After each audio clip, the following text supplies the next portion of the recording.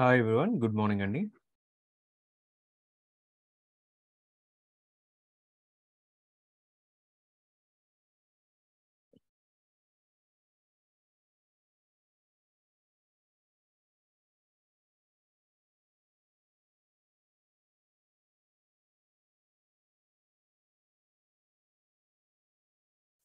Good morning. So let us start the session. ఒకసారి recap చూద్దామండి. Then recap చూసిన తర్వాత మనం ఇవాళ ఎజెండాకి అయితే వెళ్దాం. సో ఐఏఎం సర్వీస్ గురించి అయితే మనం కంప్లీట్గా డిస్కస్ చేసామండి. సో ఐఏఎం ఒకటి కంప్లీట్గా అయిపోయిందని మనం చెప్పొచ్చు. దెన్ ఐఏఎంతో పాటు ఆర్గనైజేషన్స్ అనేటువంటిది కూడా మనం డిస్కస్ చేసిన దాంతో కంప్లీట్గా అయిపోయిందని అయితే మనం చెప్పొచ్చు అండి. సో ఆర్గనైజేషన్స్ అనేటువంటి దాంట్లో ఎక్స్ట్రా ఏమీ ఉండదు, కానీ లైక్ ఒక్కొక్క అకౌంట్ కూడా మనం ఒక ఆర్గనైజేషన్ లెవెల్లో ఎట్లా కంట్రోల్ చేసుకోవచ్చు, సర్వీస్ కంట్రోల్ పాలసీస్ యూస్ చేసుకోని అన్నటువంటిది మనకు ఆర్గనైజేషన్ లెవెల్లో తెలిసి ఉండాలి. అండ్ ఎగ్జామినేషన్ పర్స్పెక్టివ్ లో కూడా మీకు ఆర్గనైజేషన్స్ లెవెల్స్ లో ఎస్సిపి మీద మీకు ఇటువంటి క్వశ్చన్స్ వచ్చేటువంటి ఛాన్స్ ఉంటుందండి. మీరు కూడా వీటిపైన కుదిరితే డెమో చేయండి. పాసిబుల్ అయితే కనుక ఒక న్యూ అకౌంట్, సో ఆర్గనైజేషన్స్ ద్వారా ఒక న్యూ అకౌంట్ క్రియేట్ చేసుకోండి. దానికి మీరు ఎక్స్ట్రా పేమెంట్ ఏమీ చేయవలసిన అవసరం ఉండదు, ఎక్స్ట్రా కార్డ్ డీటెయిల్స్ ఇవ్వాల్సిన అవసరం ఏమీ ఉండదు. సో అట్లా మీరైతే ట్రై చేయొచ్చు దానిపైన డెమో. దెన్ ఐఏఎంలో వచ్చేసి సర్వీస్ లింక్డ్ రోల్ అండి, అండ్ పాస్ రోల్. ఏదైనా ఒక ఏడబ్ల్యూఎస్ సర్వీస్కి మనం రోల్ అటాచ్ చేయాలి అంటే పాస్ రోల్ అనేటువంటిది పర్మిషన్ మనకు ఉండాలి. దెన్ క్రెడెన్షియల్స్ రిపోర్ట్ చెక్ చేసాం. ఐఏఎం యూజర్స్కి సంబంధించిన డీటెయిల్ రిపోర్ట్ వస్తుందండి. యాక్సెస్ అనలైజర్ S3 బకెట్ పబ్లిక్లో ఉందా, లేకపోతే ఐఏఎం రోల్స్ అనేటువంటి ఎక్స్టర్నల్ ఐడెంటిటీస్కి మనం ఎవరెవరికి యాక్సెస్ ఇచ్చాం అనేటువంటిది సింపుల్గా సింగిల్ పేజ్లో ఉన్నటువంటి ఫైండింగ్స్ ద్వారా మనం ఐడెంటిఫై చేయొచ్చు. సో ఇవన్నీ కూడా మనం డిస్కస్ చేసామండి. సో ఇవాళ వచ్చేసి ఒక న్యూ సర్వీసెస్ అయితే మనం డిస్కస్ చేస్తున్నామండి. ఆ 2 న్యూ సర్వీసెస్ ఏంటి అని అంటే, ఒకటి వచ్చేసి క్లౌడ్ వాచ్ అండి, ఇంకొకటి వచ్చేసి క్లౌడ్ ట్రైల్ అనేటువంటి సర్వీస్ అండి. ఇవి 2 సర్వీస్ గురించి కూడా మనం ఇవాళ డిస్కస్ చేస్తామండి. సో చాలా మంది ఏంటి అని అంటే క్లౌడ్ వాచ్ కి క్లౌడ్ ట్రైల్ కి కూడా కన్ఫ్యూజ్ అవుతూ కూడా ఉంటారు కొత్తగా నేర్చుకునేటప్పుడు అండి. సో ఏడబ్ల్యూఎస్ గురించి కొత్తగా నేర్చుకునేటప్పుడు ఏంటి అని అంటే, సో క్లౌడ్ వాచ్ అన్నా క్లౌడ్ ట్రైల్ అన్నా సరే అంటే ఒక చిన్నపాటి కన్ఫ్యూజన్ అయితే ఉంటుందండి. సో మేబీ మొత్తం కాన్సెప్ట్ అన్న విన్న తర్వాత ఒక క్లారిటీ అయితే రావచ్చేమో కానీ, బట్ ఇనీషియల్ గా ఏంటి అని అంటే క్లౌడ్ వాచ్ క్లౌడ్ ట్రైల్ దేనికి, లేకపోతే దీని ఆన్సర్ దానికి పెట్టడం, దాని ఆన్సర్ దీనికి పెట్టడం, ఇంటర్వ్యూస్ లో కూడా cloud trail answer cloud watch చెప్పడం, ఇట్లా ఏమవుతుందంటే కన్ఫ్యూజింగ్ అవుతూ ఉంటుంది. సో దీన్ని సింపుల్ గా డిఫరెన్షియేట్ చేయాలి అని అంటేనండి, క్లౌడ్ వాచ్ అనేటువంటిది ఏంటి అని అంటే రీసోర్స్ మానిటరింగ్ అండి. రీసోర్స్ మానిటరింగ్ అంటే సర్వర్ మానిటరింగ్ అని చెప్పుకోవచ్చు మనం. సో రీసోర్స్ మానిటరింగ్ అని మనం చెప్తామండి. రీసోర్స్ మానిటరింగ్ అంటే సింపుల్ గా సిపియు ఎంత రన్ అవుతుంది, మెమరీ అంటే ర్యామ్ ఎంత రన్ అవుతుంది, సో ఇటువంటివన్నీ కూడా అంటే డిస్క్ లో ఎంత స్టోరేజ్ ఉంది, ఇంకా ఎంత స్టోరేజ్ స్పేస్ ఫ్రీగా ఉంది, ఎంత స్టోరేజ్ అనేటువంటిది యూటిలైజ్ అయింది. సో ఇవన్నీ కూడా మనకి క్లౌడ్ వాచ్ లో వస్తుందండి. దాన్ని రీసోర్స్ మానిటరింగ్ అంటాం. క్లౌడ్ ట్రైల్ ఏంటంటేనండి, ఏడబ్ల్యూఎస్ అకౌంట్ లెవెల్లో. ఇప్పుడు మీ అకౌంట్ అనేటువంటిది ఒకలే యూస్ చేయరు కదండి, ఒక 10 మందో 20 మందో ఒక 100 మందో యూస్ చేస్తారు మీ ఆర్గనైజేషన్ లో. అంతమంది యూస్ చేస్తున్నప్పుడు ఏ పర్సన్ ఏ సర్వీస్ క్రియేట్ చేస్తున్నాడు, ఎవరు EC2 క్రియేట్ చేశారు, ఎవరు EC2 డిలీట్ చేశారు, ఎవరు S3 బకెట్ క్రియేట్ చేశారు, ఐఏఎం యూజర్ ఎవరు యాడ్ చేశారు, ఐఏఎం రోల్స్ ఎవరు క్రియేట్ చేశారు, ఏ సర్వీస్ ని ఎవరు యాక్సెస్ చేశారు, ఇవంతా మానిటరింగ్ ఎవరు చేస్తారంటే క్లౌడ్ ట్రైల్ చేస్తారు. ఏడబ్ల్యూఎస్ అకౌంట్ లెవెల్లో వచ్చేసి క్లౌడ్ ట్రైల్ చూసుకుంటుందండి, అంటే ఎవరు ఏ యాక్టివిటీ పెర్ఫామ్ చేశారని యాక్టివిటీ మానిటరింగ్ క్లౌడ్ ట్రైల్ చేస్తుందండి. ఓకే, సో క్లౌడ్ వాచ్ వచ్చేసి రీసోర్స్ మానిటరింగ్ అండి. ఆ రీసోర్స్ పెర్ఫార్మెన్స్ ఎట్లా ఉంది, సిపియు ఎంత ఉంది, ర్యామ్ ఎంత ఉంది, డిస్క్ స్పేస్ ఎంత ఉంది, ఇవన్నీ మానిటరింగ్ ఎవరు చేస్తారంటే క్లౌడ్ వాచ్ చేస్తారు. ఇది బేసికల్ రెండింటి మధ్య కూడా ఒక హై లెవెల్ డిఫరెన్స్ అయితే ఈ విధంగా చెప్పుకోవచ్చు అండి. ఇవి రెండు కూడా ఇవాళ డిస్కస్ చేస్తాం. ఇవి డిస్కస్ చేసినప్పుడు మీకు ఇంకా కూడా వీటిపైన ఎక్కువ క్లారిటీ అండ్ డిఫరెన్సియేషన్ వస్తుందండి. సో వీటన్నిటిపైన కూడా డెమో చేస్తాం. అండ్ ఇందులో డాష్ బోర్డ్స్ ఏమో ఇవన్నీ చెక్ చేస్తామండి. ఒకటి లాగ్స్ అండ్ ఈవెంట్స్, ఇవి రెండింటి గురించి కూడా డెమో వచ్చేసి మనం అప్కమింగ్ సెషన్స్ లో చేస్తామండి. ఎందుకంటే దీనికి కొద్దిగా సపరేట్ గానైతే మనం చేయాల్సి వస్తుంది. సో అది వచ్చేసి మనం వేరేగా చెక్ చేస్తాం, బట్ రిమైనింగ్ అన్ని డెమోస్ లో కూడా ఇవాళ పెర్ఫామ్ చేస్తామండి. సో మనకి AWS క్లౌడ్ లో చెక్ చేస్తానండి, మనం VPC అనేటువంటిది క్రియేట్ చేస్తున్నాం. సో VPCలో ఏం చేస్తామంటే, ఫర్ ఎగ్జాంపుల్ 3 టైర్ ఆర్కిటెక్చర్ కనుక ఎగ్జాంపుల్ గా తీసుకుంటే, సో అందులో 3 సర్వర్స్ కనిపిస్తున్నాయి. సో 3 సర్వర్స్ ని మనం ఏం చేస్తామంటే, ఏదైతే ఫస్ట్ సర్వర్ వెబ్ సర్వర్ అని చెప్పుకుంటున్నాం, వెబ్ సర్వర్ వచ్చేసి మనకి పబ్లిక్ సబ్నెట్ లో పెట్టుకుంటాం. ఓకే, సో అట్లా అప్లికేషన్ సర్వర్ ప్రైవేట్ సబ్నెట్ లో ఉంటుంది, DB సర్వర్ కూడా ప్రైవేట్ సబ్నెట్ లో ఉంటుంది. సో మన కస్టమర్స్ ఎవరైతే ఉన్నారో, ఫర్ ఎగ్జాంపుల్ మనం యాక్సెస్ చేయాలి అన్నప్పుడు ఏం చేస్తామండి, ఇంటర్నెట్ గేట్వే నుంచి మనం వచ్చి దాని ద్వారా వెబ్ సర్వర్కి వెళ్ళి కనెక్ట్ అవుతాం. వెబ్ సర్వర్ ద్వారా యాప్ సర్వర్కి వెళ్తాం, యాప్ సర్వర్ నుంచి డీబీ సర్వర్ కనెక్ట్ అవుతాం, డీబీలో డీటెయిల్స్ తెచ్చుకుని మళ్ళీ రివర్స్లో డేటాబేస్ నుంచి యాప్ సర్వర్కి, యాప్ సర్వర్ నుంచి వెబ్ సర్వర్కి, వెబ్ సర్వర్ నుంచి ఎవరైతే వెబ్సైట్ని యాక్సెస్ చేశారో వాళ్ళకి రెస్పాన్స్ అనేటువంటిది ఇట్లా వెళ్తుందండి. ఓకే. కానీ రియల్ టైమ్ సినారియోస్‌లో ఏమవుతదంటేనండి, కస్టమర్స్ అనేవాళ్ళు మనకి ఒక్కలే ఉండరు కదండీ. ఇక్కడ ఎంతమంది ఉంటారంటే ఒక 100 మెంబర్స్ ఉంటారు, లేకపోతే ఒక 200 మెంబర్స్ ఉంటారు, ఒక 1000 మెంబర్స్ ఉంటారు, 10,000 మెంబర్స్ ఉంటారు. బేస్డ్ ఆన్ మన బిజినెస్‌ని బట్టి కూడా ఎంతమంది కస్టమర్స్ నంబర్ అనేటువంటిది ఉంటదండి. సో మినిమమ్ 100, 200 అయితే మినిమమ్‌గా ఉంటారు. కానీ ఇంత 100, 200 మెంబర్స్ లేకపోతే 1000 మెంబర్స్, 10,000 మెంబర్స్, 1,00,000 మెంబర్స్ వీళ్ళందరూ కూడా ఒకేసారి మన సర్వర్స్‌లో ఉన్నటువంటి మన వెబ్‌సైట్‌ని యాక్సెస్ చేస్తున్నప్పుడు అసలు మన సర్వర్స్ ఎట్లా పెర్ఫార్మ్ చేస్తున్నాయి? అసలు సర్వర్స్ అనేటువంటి దానికి అంటే 200 యూజర్స్ ఒకేసారి యాక్సెస్ చేస్తున్నప్పుడు నా సర్వర్ రెస్పాన్స్ ఎట్లా ఉంది? ఇప్పుడు ఫర్ ఎగ్జాంపుల్ మనం మొబైల్ తీసుకున్నాం అనుకోండి. మొబైల్‌లో ఒకవేళ చిన్న మొబైల్ అనుకోండి. ఫర్ ఎగ్జాంపుల్ మనకి 4 GB RAM, 8 GB RAM mobile అనుకుంటే అందుట్లో ఏమవుతదంటే ఒక 4, 5 అప్లికేషన్స్ ఒకేసారి ఓపెన్ చేస్తే ఫోన్ హ్యాంగ్ అయిపోతూ కూడా ఉంటుందండి. సో ఎక్కువ ర్యామ్ ఉంటే ఏమవుతుందంటే ఎక్కువ నెంబర్ ఆఫ్ అప్లికేషన్స్ మీరు ఒకేసారి ఓపెన్ చేసినప్పుడు సో ఫోన్ హ్యాంగ్ అవ్వకుండా అది బాగా హ్యాండిల్ చేస్తదండి. ఎక్కువ ర్యామ్ ఉన్నప్పుడు, ఎక్కువ కెపాసిటీ ఉన్నప్పుడండి. సో అట్లనే సర్వర్స్ కూడా ఏంటంటేనండి, మీకు ఎంతమంది కస్టమర్స్ యాక్సెస్ చేస్తూ ఉంటే దాని పెర్ఫార్మెన్స్ అలా తగ్గుతూ ఉంటదండి. తక్కువ మంది కస్టమర్స్ యాక్సెస్ చేస్తుంటే మీకు ఎక్కువ పెర్ఫార్మెన్స్ వస్తుంది. ఎక్కువ మంది కస్టమర్స్ వస్తుంటే పెర్ఫార్మెన్స్ అనేటువంటి తగ్గుతూ ఉంటుందండి. అగైన్ ఇక్కడ కూడా దేన్ని బేస్ చేసుకొని ఉంటది అనంటే మీ సర్వర్ సైజ్ అండి. ఇక్కడ స్టార్టింగ్ లో మనం డిస్కస్ చేసాం. లైక్ మీరు ఎంత కోర్స్ ఇస్తున్నారు, ఎంత ర్యామ్ ఇస్తున్నారు అన్నటువంటి దాన్ని బేస్ చేసుకొని మీ సర్వర్ సైజ్ అనేటువంటిది ఉంటుందన్నమాట. ఫర్ ఎగ్జాంపుల్ మనం T2 మైక్రో, T3 మైక్రో అనేటువంటి తీసుకుంటే మీకు ఇక్కడ 1 కోర్ 1 జీబీ ర్యామే వస్తదండి. అప్పుడు ఏంటి అనంటే ఇది మీకు చాలా తక్కువ కోర్ అండ్ ర్యామ్ వస్తది. ఇంత తక్కువ కోర్ అండ్ ర్యామ్ వస్తున్నప్పుడు మీకు ఇందులో మాక్సిమం ఒక 50 కస్టమర్స్, 100 కస్టమర్స్ మాత్రమే సర్వర్ అనేటువంటిది హ్యాండిల్ చేయగలుగుతది. ఇంతకంటే ఎక్కువ కస్టమర్స్ మీకు ఉన్నారు అనంటే మీరు ఇంకొంచెం పెద్ద సర్వర్ తీసుకోవాలి. సో ఇంకా ఒక 1,00,000 కస్టమర్స్ వరకు హ్యాండిల్ చేయాలంటే ఇంకొంచెం పెద్ద సర్వర్ అనేటువంటి మీరు తీసుకోవాలండి. అట్లా మనకి ఎంతైతే లోడ్ వస్తుందో అంత కెపాసిటీ ఉన్నటువంటి సర్వర్‌ని మనం పెట్టినప్పుడే మన వెబ్‌సైట్ హ్యాండ్లింగ్ అనేటువంటి జరుగుతుంది. లేకపోతే సర్వర్ డౌన్ అయిపోవడం, సర్వర్ క్రాష్ అయిపోవడం, మన బిజినెస్ ఆగిపోవడం. సో ఇటువంటి down times and down time issues అన్నీ కూడా వస్తాయండి. సో కాబట్టి ఇక్కడ మనకి కావాల్సింది ఏంటంటేనండి మానిటరింగ్ అనేటువంటిది ఒకటి కావాలండి. సో మానిటరింగ్ ఎందుకు కావాలి అనంటే ఏ సర్వర్ ఎంత పెర్ఫార్మ్ చేస్తుంది? వెబ్ సర్వర్ మనకు వచ్చేటువంటి కస్టమర్స్ లోడ్ అంతా హ్యాండిల్ చేయగలుగుతుందా లేదా? లేకపోతే అప్లికేషన్ సర్వర్ లోడ్ హ్యాండిల్ చేస్తుందా, చేయలేకపోతుందా? డీబీ సర్వర్ ఇంతమంది కస్టమర్స్ ఒకేసారి యాక్సెస్ చేస్తున్నప్పుడు డీబీ సర్వర్ ఎట్లా పెర్ఫార్మ్ చేస్తుంది? ఇవన్నీ కూడా మీకు తెలియాలంటేనండి ఒక మానిటరింగ్ అనేటువంటిది మీకు తెలియాలండి. ఆ మానిటరింగ్ అనేటువంటిది ఒకటి ఉంది. ఎప్పుడు కూడా మనం సర్వర్‌కి వెళ్లి చెక్ చేసుకుంటూ ఉండాలి. ఇదే మన ల్యాప్‌టాప్ తీసుకుంటేనండి విండోస్ ల్యాప్‌టాప్ అయితే గనుక మీకు టాస్క్ మేనేజర్ అని ఉంటదండి. ఈవెన్ విండోస్ ఎవరైనా యూజ్ చేస్తున్నా సరే మీరు ఒకసారి సెర్చ్‌లో టాస్క్ మేనేజర్ అని చెక్ చేసి ఓపెన్ చేస్తే గనుక మీకు ఇటువంటి పేజ్ అయితే ఓపెన్ అవుతుంది. ఈ పేజ్‌లో మీకు ఏం కనిపిస్తుందంటే చూడండి. ఇక్కడ మీకు సీపీయూ ఎంతుందో కనిపిస్తుంది. మెమరీ ఎంతుందో కనిపిస్తుంది. డిస్క్ ఎంతుందో కనిపిస్తుంది. నెట్వర్క్ ఉంది. ఒకవేళ గ్రాఫిక్ కార్డ్ కూడా ఉంటే జీపీయూస్ ఎంతుందో అనేటువంటిది కూడా మీకు కంప్లీట్‌గా కనిపిస్తుందండి. టోటల్ 100% వేసుకుంటే ఈ 100%లో సీపీయూ 20% యుటిలైజేషన్ జరుగుతుంది. మెమరీ 60% జరుగుతుంది. డిస్క్ 1%, నెట్వర్క్ 0%, జీపీయూ 28% అయితే జరుగుతుంది. ఇంకా ఇందులో ఎక్స్‌ట్రా ఏమొస్తుందండి? ఈచ్ అప్లికేషన్ ఒక్కొక్కటి కూడా ఎంత కన్జంప్షన్ అనేటువంటి చేస్తుంది అన్నటువంటి డీటెయిల్ లిస్ట్ కూడా మీకు టాస్క్ మేనేజర్ అనేటువంటి చూపిస్తుందండి. కానీ మనం తీసుకున్నటువంటి ఎగ్జాంపుల్‌లో మనకేముందండి ఒక్కొక్క టైర్‌లో కూడా ఒక్కొక్క సర్వర్ అయితే ఉందండి. ఇప్పుడు రియల్ టైమ్‌లో తీసుకుంటే నిజంగా ఒక్కొక్క సర్వరే ఉంటదంటే ఒక్కొక్క సర్వర్ ఉండదండి. మరి మనకు ఒక్కొక్క సర్వర్ ఉంటే మేబీ అది ఎవ్రీ సర్వర్‌లోకి వెళ్లి విండోస్‌లో టాస్క్ మేనేజర్‌లో చెక్ చేసినట్టు అట్లా చెక్ చేసుకునే దానికి మనకి పాసిబిలిటీ ఉంటదండి. కానీ రియల్ టైమ్‌లో తీసుకుంటే ఏమవుతది అనంటే మీకు ఒక్కొక్క టైర్‌లో కూడా మల్టిపుల్ సర్వర్స్ అనేవి ఉంటాయండి. ఈ సర్వర్స్ అన్ని కూడా కాన్స్టెంట్‌గా ఉంటాయంటే కాన్స్టెంట్‌గా ఉండవండి. ఇందులో బేస్డ్ ఆన్ లోడ్‌ని బట్టి మీ కస్టమర్స్ పెరుగుతున్నారు అనంటే నంబర్ ఆఫ్ సర్వర్స్ అనేది ఆటోమేటిక్‌గా పెరిగేలా పెట్టుకుంటామండి.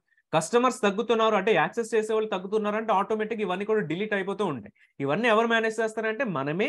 ఇందులో ఆటో స్కేలింగ్ అని చెప్పి ఒక కాన్సెప్ట్ వస్తది. వాటి ద్వారా మనం కాన్ఫిగర్ చేసుకొని పెడతాం. అయితే ఇట్లా నంబర్ ఆఫ్ సర్వర్స్ లాంచ్ అవుతున్నప్పుడు, డిలీట్ అవుతున్నప్పుడు మనం మాన్యుయల్‌గా వెళ్లి ఒక్కొక్క సర్వర్‌లోకి వెళ్లి ఎంత మానిటరింగ్ వస్తుంది అన్నటువంటిదంతా మానిటర్ చేయాలి అనంటే అది మనకి చాలా డిఫికల్ట్ ప్రాసెస్ అన్నమాట. సో ఇట్లా మనం ఒక మానిటరింగ్ అనేటువంటి చేయాలి అంటే మన సర్వర్స్‌కి సంబంధించి లేకపోతే మన అప్లికేషన్స్ హోస్ట్ చేసిన దానికి సంబంధించి మనకేం కావాలంటేనండి కామన్‌గా ఒక డాష్‌బోర్డ్ అనేటువంటిది కావాలండి. సో డాష్‌బోర్డ్ అంటే ఏంటంటే నథింగ్ బట్ వెబ్‌సైట్ అండి. ఒక వెబ్‌సైట్‌లో మనకు సంబంధించిన ఏవైతే సర్వర్స్ ఉన్నాయో ఈ సర్వర్స్‌కి సంబంధించినటువంటి మెట్రిక్స్ అండి. ఈ సీపీయూ లేకపోతే మెమరీ, డిస్క్ అండ్ మనకి జీపీయూ ఇవన్నీ ఏవైతే ఉన్నాయో వాటన్నిటిని కూడా ఏమని కాల్ చేస్తామంటే మెట్రిక్స్ అనేది కాల్ చేస్తామండి. సీపీయూ వచ్చి 1 మెట్రిక్ అవుతది. అట్లా డిస్క్ వచ్చి వేరే మెట్రిక్ అండి, అట్లా మనకి మెమరీ వచ్చి వేరే మెట్రిక్, అట్లా ఏముంటుందంటే ఒక్కొక్క యూటిలైజేషన్ కూడా ఒక్కొక్క మెట్రిక్ అని చెప్పేసి అయితే కాల్ చేస్తామండి. సో ఈ మెట్రిక్స్ ఇన్ఫర్మేషన్ అంతా కూడా ఏం జరగాలంటేనండి ఈ డాష్ బోర్డ్ లో మనకు కనిపించాలండి.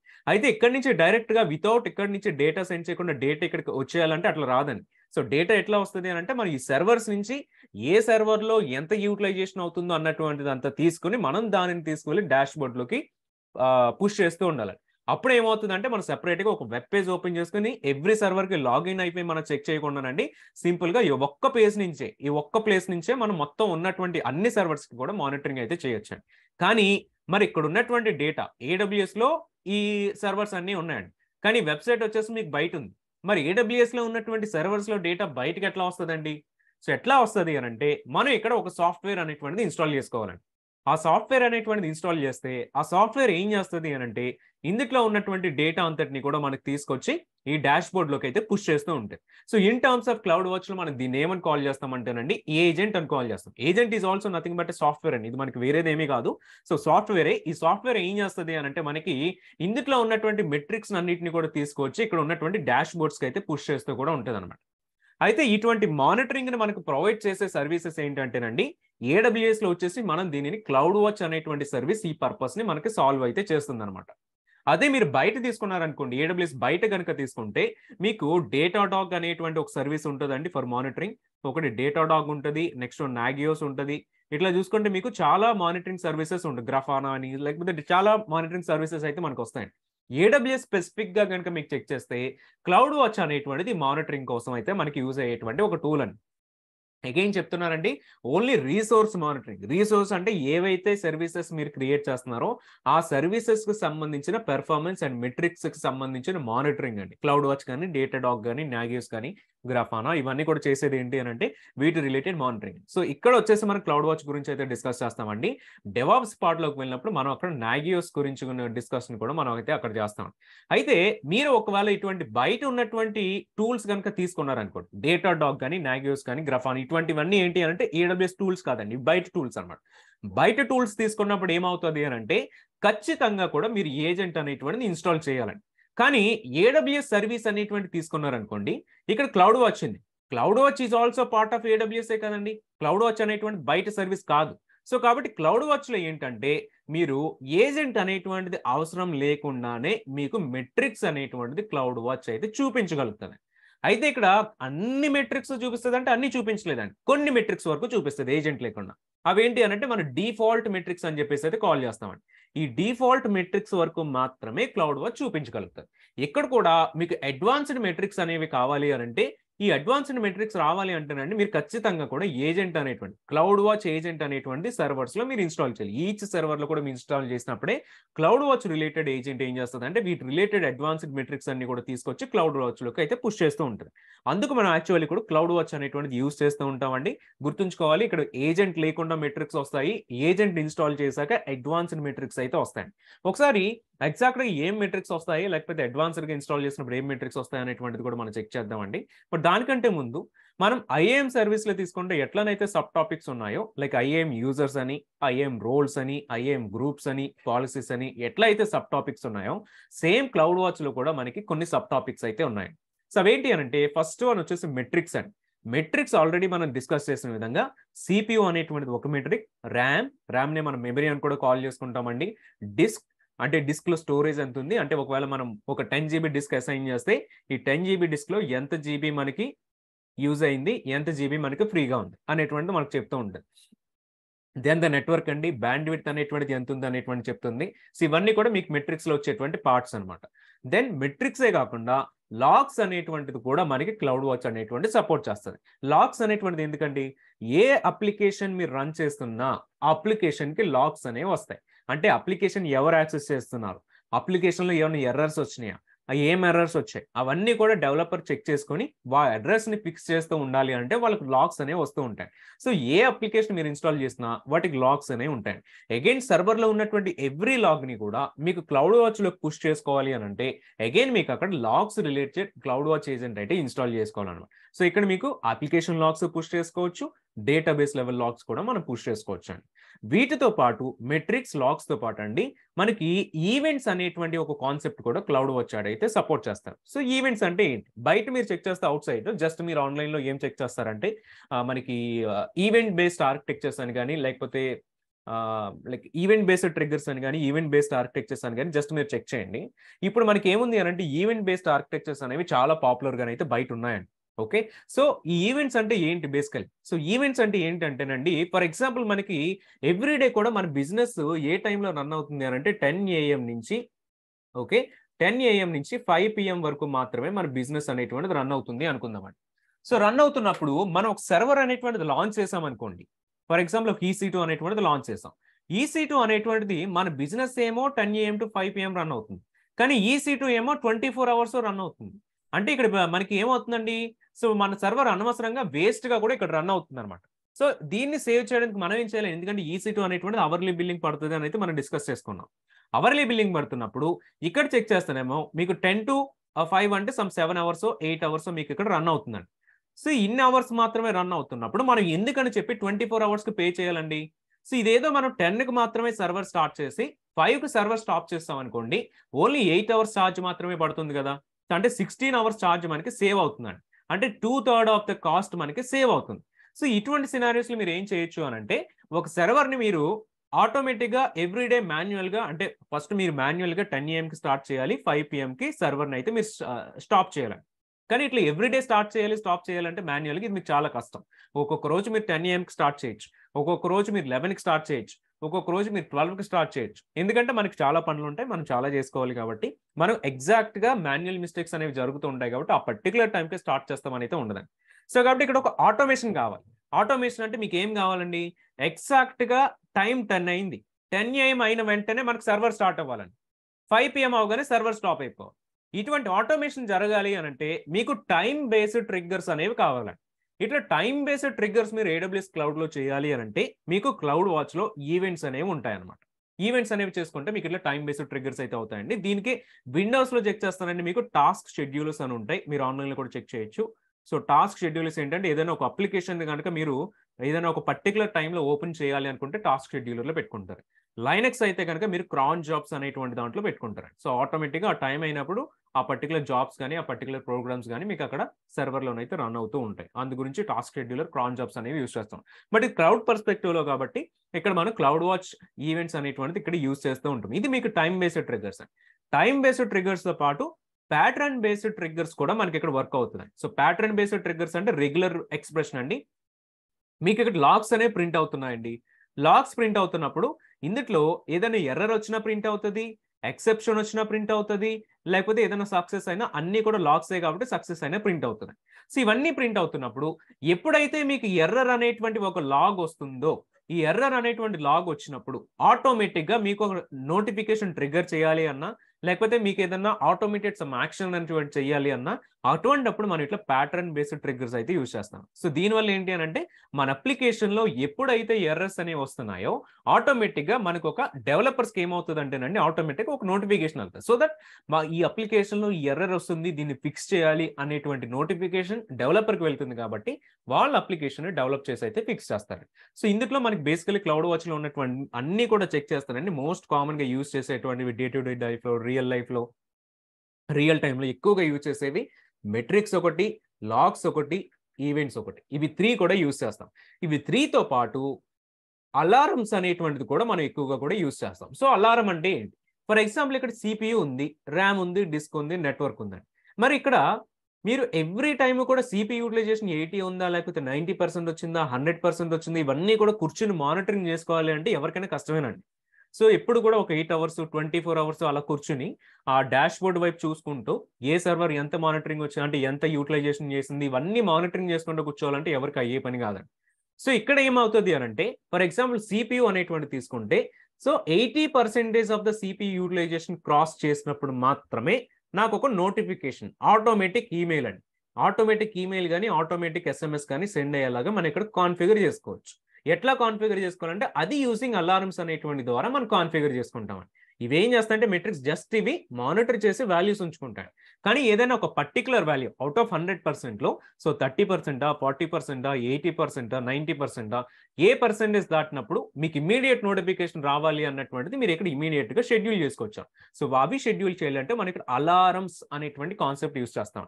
సో ఎప్పుడైతే ఇవి 80% క్రాస్ అవుతుందో ఆటోమేటిక్ గా మనకు ఒక నోటిఫికేషన్ అయితే వస్తుంది. సో దీనిపైన మనం డెమోస్ చేస్తామని, డెమోస్ చేసినప్పుడు మీకు ఇది క్లియర్ గా అయితే ఉంటుంది అనమాట. సో ఇట్లా 4 డిఫరెంట్ టాపిక్స్ అయితే మనకి క్లౌడ్ వాచ్ లోనైతే ఉంటాయండి. సో వీటన్నిటిపైన మనం డిస్కస్ చేస్తాం అండ్ డెమోస్ చేస్తాం. లాగ్స్ అండ్ ఈవెంట్స్ వచ్చేసి మన అప్కమింగ్ సెషన్స్ లో చేస్తామండి. మెట్రిక్స్ గురించి, అలారమ్స్ గురించి అండ్ డాష్ బోర్డ్.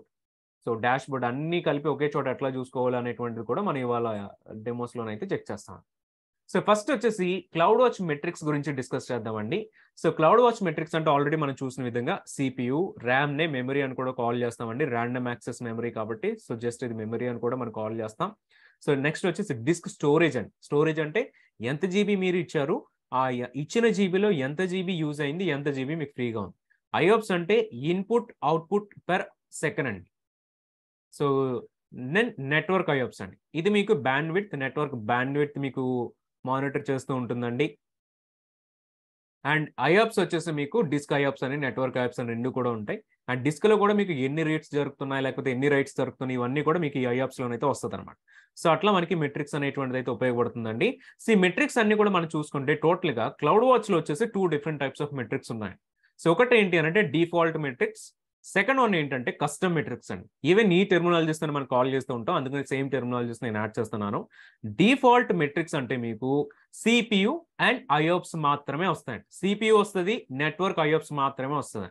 మరి కస్టమ్ మెట్రిక్స్ అంటే ఇక్కడ మీకు డిస్క్ రిలేటెడ్ గా and RAM memory related metrics మాత్రం మీకు ఏజెంట్ ఇన్స్టాల్ చేస్తేనే వస్తుంది. గుర్తుంచుకోండి, నార్మల్ ఏ సర్వర్ని మీరు మానిటర్ చేయాలన్నా మీకు మినిమం CPU కావాలి, డిస్క్ కావాలి, ర్యామ్ అనేటువంటిది కావాలండి. ఈ మూడునైతే మినిమం గా కావాలి. రిమైనింగ్ అన్ని కూడా ఉన్నా లేకపోయినా పర్లేదు, బట్ ఈ మూడునైతే మినిమం గా కావాల్సి వస్తుంది అనమాట.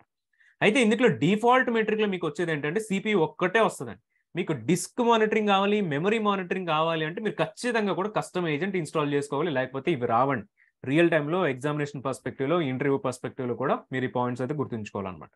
సో కస్టమ్ మెట్రిక్స్ వస్తాయనంటే మీకు అక్కడ ఏజెంట్ అనేటువంటి క్లౌడ్ వాచ్ రిలేటెడ్ సాఫ్ట్వేర్ మీరు లోపల ఇన్స్టాల్ చేయాలండి. సర్వర్ లోపల ఇన్స్టాల్ చేస్తేనే ఆ మెట్రిక్స్ అనేవి వస్తాయి. అయితే ఈ మెట్రిక్స్ అనేవి క్లౌడ్ వాచ్ లో స్టోర్ చేయాలి అంటే మీరు ఇక్కడ ఒకటి సంథింగ్ లైక్ S3 బకెట్ లాంటిది ఒకటి క్రియేట్ చేయాలండి. S3 లో మీరు ఫైల్స్ అప్లోడ్ చేయాలి అంటే బకెట్స్ అనేవి మీరు ఎట్లా క్రియేట్ చేస్తారో సేమ్ ఇక్కడ కూడానండి. మెట్రిక్ అనేటువంటిది మీరు స్టోర్ చేయాలి అంటే నేమ్ స్పేస్ అనేటువంటిది మీరు క్రియేట్ చేస్తారండి. అగైన్ ఇక్కడ నేమ్ స్పేస్ లో 2 టైప్స్ ఆఫ్ నేమ్ స్పేసెస్ ఉంటాయి. ఒకటి AWS రిలేటెడ్ నేమ్ స్పేస్, రెండోది కస్టమ్ నేమ్ స్పేస్ అండి. ఈ మెట్రిక్స్ ఏవైతే ఉన్నాయో ఈ మెట్రిక్స్ అండి AWS రిలేటెడ్ సర్వర్స్ కి మీరు తెచ్చుకోవచ్చు, లేదంటే బయట ఆన్ ప్రిమైజ్ లో అజూర్ లో కానీ, లేకపోతే GCP లో కానీ, లేకపోతే మీరు మీ దగ్గర ఉన్నటువంటి సర్వర్స్ లో కానీ మెట్రిక్స్ కూడా మీరు మానిటర్ చేసుకోవచ్చు అండి. సో బయట ఉన్నటువంటి సర్వర్స్ మీకు మానిటర్ చేయాలంటే ఖచ్చితంగా మీరు ఏజెంట్ అనేది ఇన్స్టాల్ చేస్తే బయట రిలేటెడ్ మెట్రిక్స్ అన్ని వస్తాయి. బయట ఎప్పుడైతే చేస్తున్నారో వాటికి మీరు స్టోర్ చేసేదానికి కస్టమ్ నేమ్ అనేటువంటిది అయితే ఇస్తారు. కస్టమ్ నేమ్ స్పేస్ అయితే తీసుకోండి. అదే AWS సర్వీసెస్ అనుకోండి, EC2 కానీ, S3 కానీ, లేకపోతే వేరేది ఏదైనా అనుకోండి, అప్పుడు ఏం చేస్తారంటే AWS/ ఆ సర్వీస్ నేమ్ అనేటువంటి ఆటోమేటిక్గా AWS వాడే పుష్ చేస్తాను. ఎందుకంటే ఇవన్నీ కూడా AWS వాడే డిఫాల్ట్ మెట్రిక్స్ కదండి. సో AWS వాడే ఈ మెట్రిక్స్ అన్ని కూడా ఆటోమేటిక్గా పుష్ చేస్తాడు. ఆటోమేటిక్ పుష్ చేసినప్పుడు AWS/ ఆ సర్వీస్ నేమ్ అనేటువంటిది వస్తుందండి. మనం ఎగ్జాంపుల్ పర్స్పెక్టివ్ లో ఏం డిస్కస్ చేస్తున్నామంటే సర్వర్స్ ఒకటే మానిటరింగ్ ఉంటుంది అన్నట్టుగా డిస్కస్ చేస్తున్నాం. కానీ రియాలిటీ ఏంటంటే AWS లో ఉన్నటువంటి 200+ సర్వీసెస్ కి కూడా ఈ క్లౌడ్ వాచ్ అనేటువంటి ఈ ఒక్క సర్వీస్ మానిటరింగ్ అనేటువంటిది ప్రొవైడ్ చేస్తుందండి. AWS లో ఎక్కడ ఏ సర్వీస్ కి మీరు మానిటరింగ్ అనేటువంటిది మాట్లాడినా మీకు అక్కడ వచ్చేటువంటి సర్వీస్ ఏంటంటే క్లౌడ్ వాచ్ ఏనండి. మనం డెమోస్ చేస్తున్నప్పుడు EC2 క్రియేట్ చేస్తాం. EC2 దగ్గర కూడా మీకు అక్కడ క్లౌడ్ వాచ్ మానిటరింగ్ కనిపిస్తుంది. అట్లా మీరు S3 తీసుకున్నా, వేరే ఏ సర్వీస్ తీసుకున్నానండి, అక్కడ సర్వీస్ రిలేటెడ్ మానిటరింగ్ ఎవరు చేస్తారంటే క్లౌడ్ వాచే చేస్తుంది అన్నమాట. సో ఉన్నటువంటి అన్ని సర్వీస్ కి కస్టమ్ నేమ్ స్పేస్ లో చూస్తేనండి మీకు ఇవి ఆన్ ప్రిమైస్ కానీ, నాన్ AWS రిలేటెడ్ సర్వర్స్ కానీ మనం యూస్ చేసేందుకు కస్టమ్ నేమ్ స్పేస్ అయితే వస్తుంది. ఇక్కడ ఏ నేమ్ అయినా మీరు ఇచ్చుకోవచ్చు అండి based on me use case బట్టి. AWS వాడు ఓన్ గా క్రియేట్ చేసేటప్పుడు మాత్రం డిఫాల్ట్ గా ఈ నేమ్ స్పేసెస్ అయితే యూస్ చేస్తానండి. అండ్ ఇంకా మెట్రిక్స్ లో మీరు చెక్ చేస్తే ఫర్ ఎగ్జాంపుల్ CPU అనేటువంటి ఒక మెట్రిక్ తీసుకుందాం. సో CPU రిలేటెడ్ మెట్రిక్ అనేటువంటిది వీడు ఎవ్రీ టైమ్ మనకి ఏం చేస్తాడండి, క్లౌడ్ వాచ్లకు పుష్ చేస్తూ ఉంటాడు. సో పుష్ చేసే డేటాని ఏమంటామంటే మనం డేటా పాయింట్ అని చెప్పేసి కాల్ చేస్తామండి. సో ఈ డేటా పాయింట్ అంటే ఏంటి అని అంటే డేటా పాయింట్లు ఏమొస్తుందండి, ఫర్ ఎగ్జాంపుల్ CPU యూటిలైజేషన్ అనేటువంటి ఎవ్రీ 1 minute కూడా మనకి పుష్ చేస్తున్నాడండి. ఈ ఎవ్రీ 1 మినిట్ పుష్ చేసిన దాన్ని ఏమంటామంటే మనం ఒక డేటా పాయింట్ అని చెప్పేసి కాల్ చేస్తాం. డేటా పాయింట్‌లో ఏం ఇన్ఫర్మేషన్ ఉంటది అనంటే టైమ్ స్టాంప్ ఉంటదండి. అంటే ఏ టైంకి పుష్ చేస్తున్నాడు అన్నటువంటి టైమ్ స్టాంప్ ఉంటది.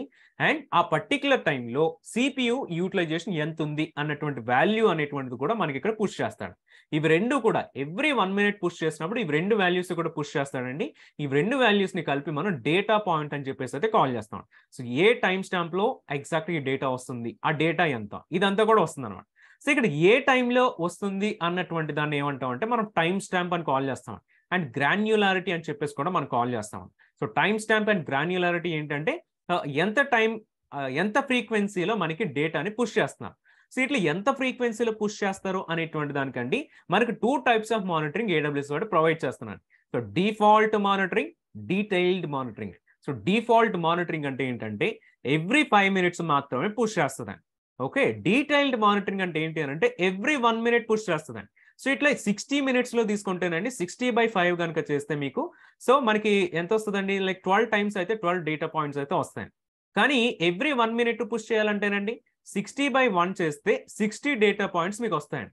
సో ఇక్కడ మీకు ఏమొస్తుందంటే డీటెయిల్డ్ గా కూడా మీ పెర్ఫార్మెన్స్ ఎంత ఉంటుంది అనేటువంటి తెలుస్తుంది. బట్ అగైన్ ఇక్కడ మీకు ఇక్కడ చూస్తే 12 డేటా పాయింట్స్ వస్తాయి అండ్ ఇక్కడ చూస్తే మీకు 60 డేటా పాయింట్స్ వస్తాయి. సో కాబట్టి మీకు డీటెయిల్డ్ మానిటరింగ్ చేసినప్పుడు ఏడబ్ల్యూఎస్ వాడు కొంచెం ఎక్కువ వర్క్ చేయాల్సి అయితే వస్తుంది. అందు గురించి ఏం చేస్తారంటే డిఫాల్ట్ మానిటరింగ్ మీకు తక్కువ చార్జెస్ ఉంటాయి. So most of the services ఫ్రీగా ఉంటాయండి.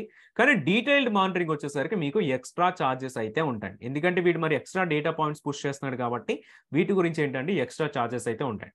అండ్ ఎవ్రీ టైం పుష్ చేసేటప్పుడు అండి ఇప్పుడు మనం ఏడబ్ల్యూఎస్ లో ఒక 10 సర్వర్స్ లాంచ్ చేసాం అనుకోండి. ఈ 10 సర్వర్స్ లో ఏంటి అని అంటే 10 సర్వర్స్ లో కూడా సిపియు ఉంటది కదా.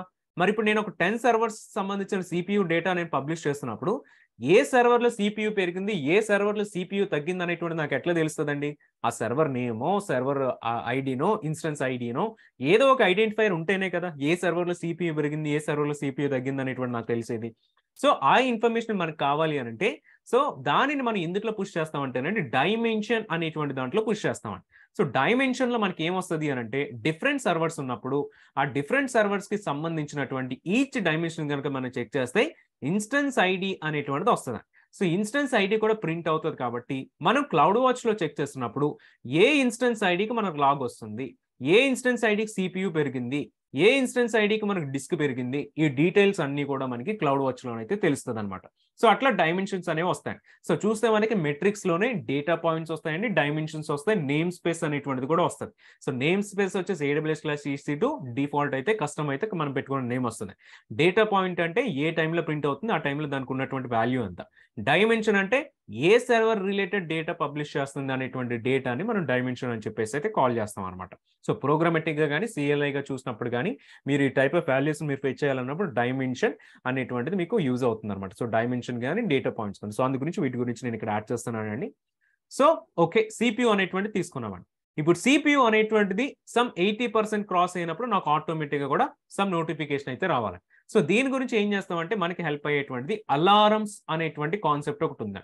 అలారమ్స్ లో మనం ఏం పెట్టుకోవచ్చు అంటే alarms again dependent on the metrics అండి. అలారమ్స్ దానికదే మీకు వర్క్ అవుతుంది. అలారమ్స్ మెట్రిక్స్ మీద డిపెండ్ అయి ఉంటుంది. ఎందుకంటే ఎప్పుడైతే సిపియు అనేటువంటి మీకు గ్రేటర్ దాన్ 80% అవుతుందో అప్పుడు మాత్రమే మీకు అలారం రావాలని ఒక ట్రిగ్గర్ కనుక పెట్టుకుంటే automatic notification so less than 80 ఉన్నంత సేపు కూడా మీకు ఇది ఏం చేస్తుంది అంటే ఓకేలో ఉంటుంది.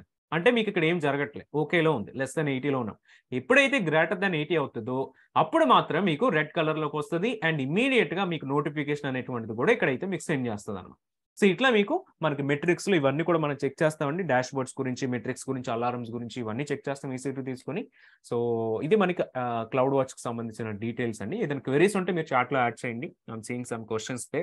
సమ్ క్వశ్చన్స్ తీసుకున్న తర్వాత మనం ఒకసారి దీనిపైన డెమోస్ చేద్దామండి.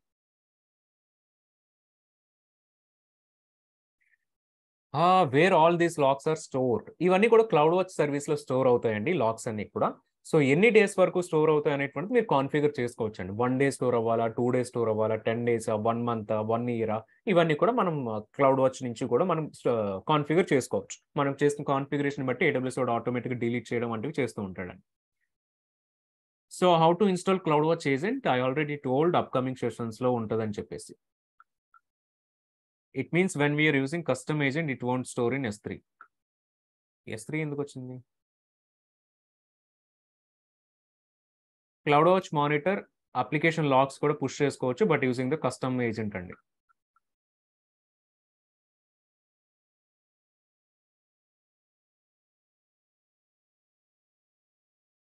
Difference between dimensions and name space. So dimension అంటే ఏంటంటేనండి మీకు సర్వీస్ నేమ్ అండి. For example default name space తీసుకుంటే AWS/EC2 అనేటువంటిది ఏమవుతుంది అంటే ఇది మీకు నేమ్ స్పేస్ అవుతుందండి. సో AWS/S3 అనేటువంటిది ఏంటంటే ఇది ఒక నేమ్ స్పేస్ అవుతుందండి. అట్లా ఎవ్రీ సర్వీస్ కూడా ఒక నేమ్ స్పేస్ అవుతుందండి. డైమెన్షన్ అంటే ఏంటంటే ఇప్పుడు S3 బకెట్ కింద S3 సర్వీస్ కింద ఒక బకెట్ ఉందనుకోండి, ఆ బకెట్ నేమ్ కనుక మీరు మెన్షన్ చేస్తున్నారు అని అంటే దెన్ ఇట్ ఈస్ డైమెన్షన్ అండి. లేదు ఒక EC2 కింద ఒక ఇన్స్టెన్స్ ఐడి మెన్షన్ చేస్తున్నారంటే దట్ ఈస్ డైమెన్షన్ అనమాట.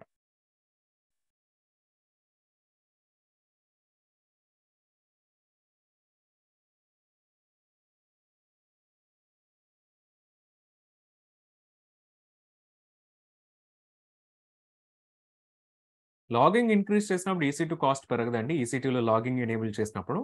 సో లాగ్స్ ఎనేబుల్ చేసినప్పుడు ఎక్కువ లాగింగ్ కనుక చేస్తే క్లౌడ్ వాచ్ కాస్ట్ పెరుగుతుంది. ఎందుకంటే స్టోరేజ్ మీకు ఎక్కడ జరుగుతుంది అని క్లౌడ్ వాచ్లో జరుగుతుంది. So cloud watch is separate service అండి. సో క్లౌడ్ వాచ్ గురించి కూడా మీకు సెపరేట్ కాస్ట్ అయితే ఉంటుంది. ఒకసారి మనం డెమోస్ చేద్దామండి. సో డెమోస్ చూసినప్పుడు వీటి గురించి మనకి క్లారిటీ అయితే వస్తుంది అనమాట. సో డెమోస్ అయిన తర్వాత మరి నేను క్వశ్చన్స్ తీసుకుంటాను. సో దట్ మీకు కూడా ఒక ఏదన్నా అర్థం కాకపోయినా అప్పుడు మీకు డేటా అయితే వస్తుంది అనమాట. ఒక అండర్స్టాండింగ్ అయితే వస్తుందండి. 1 moment.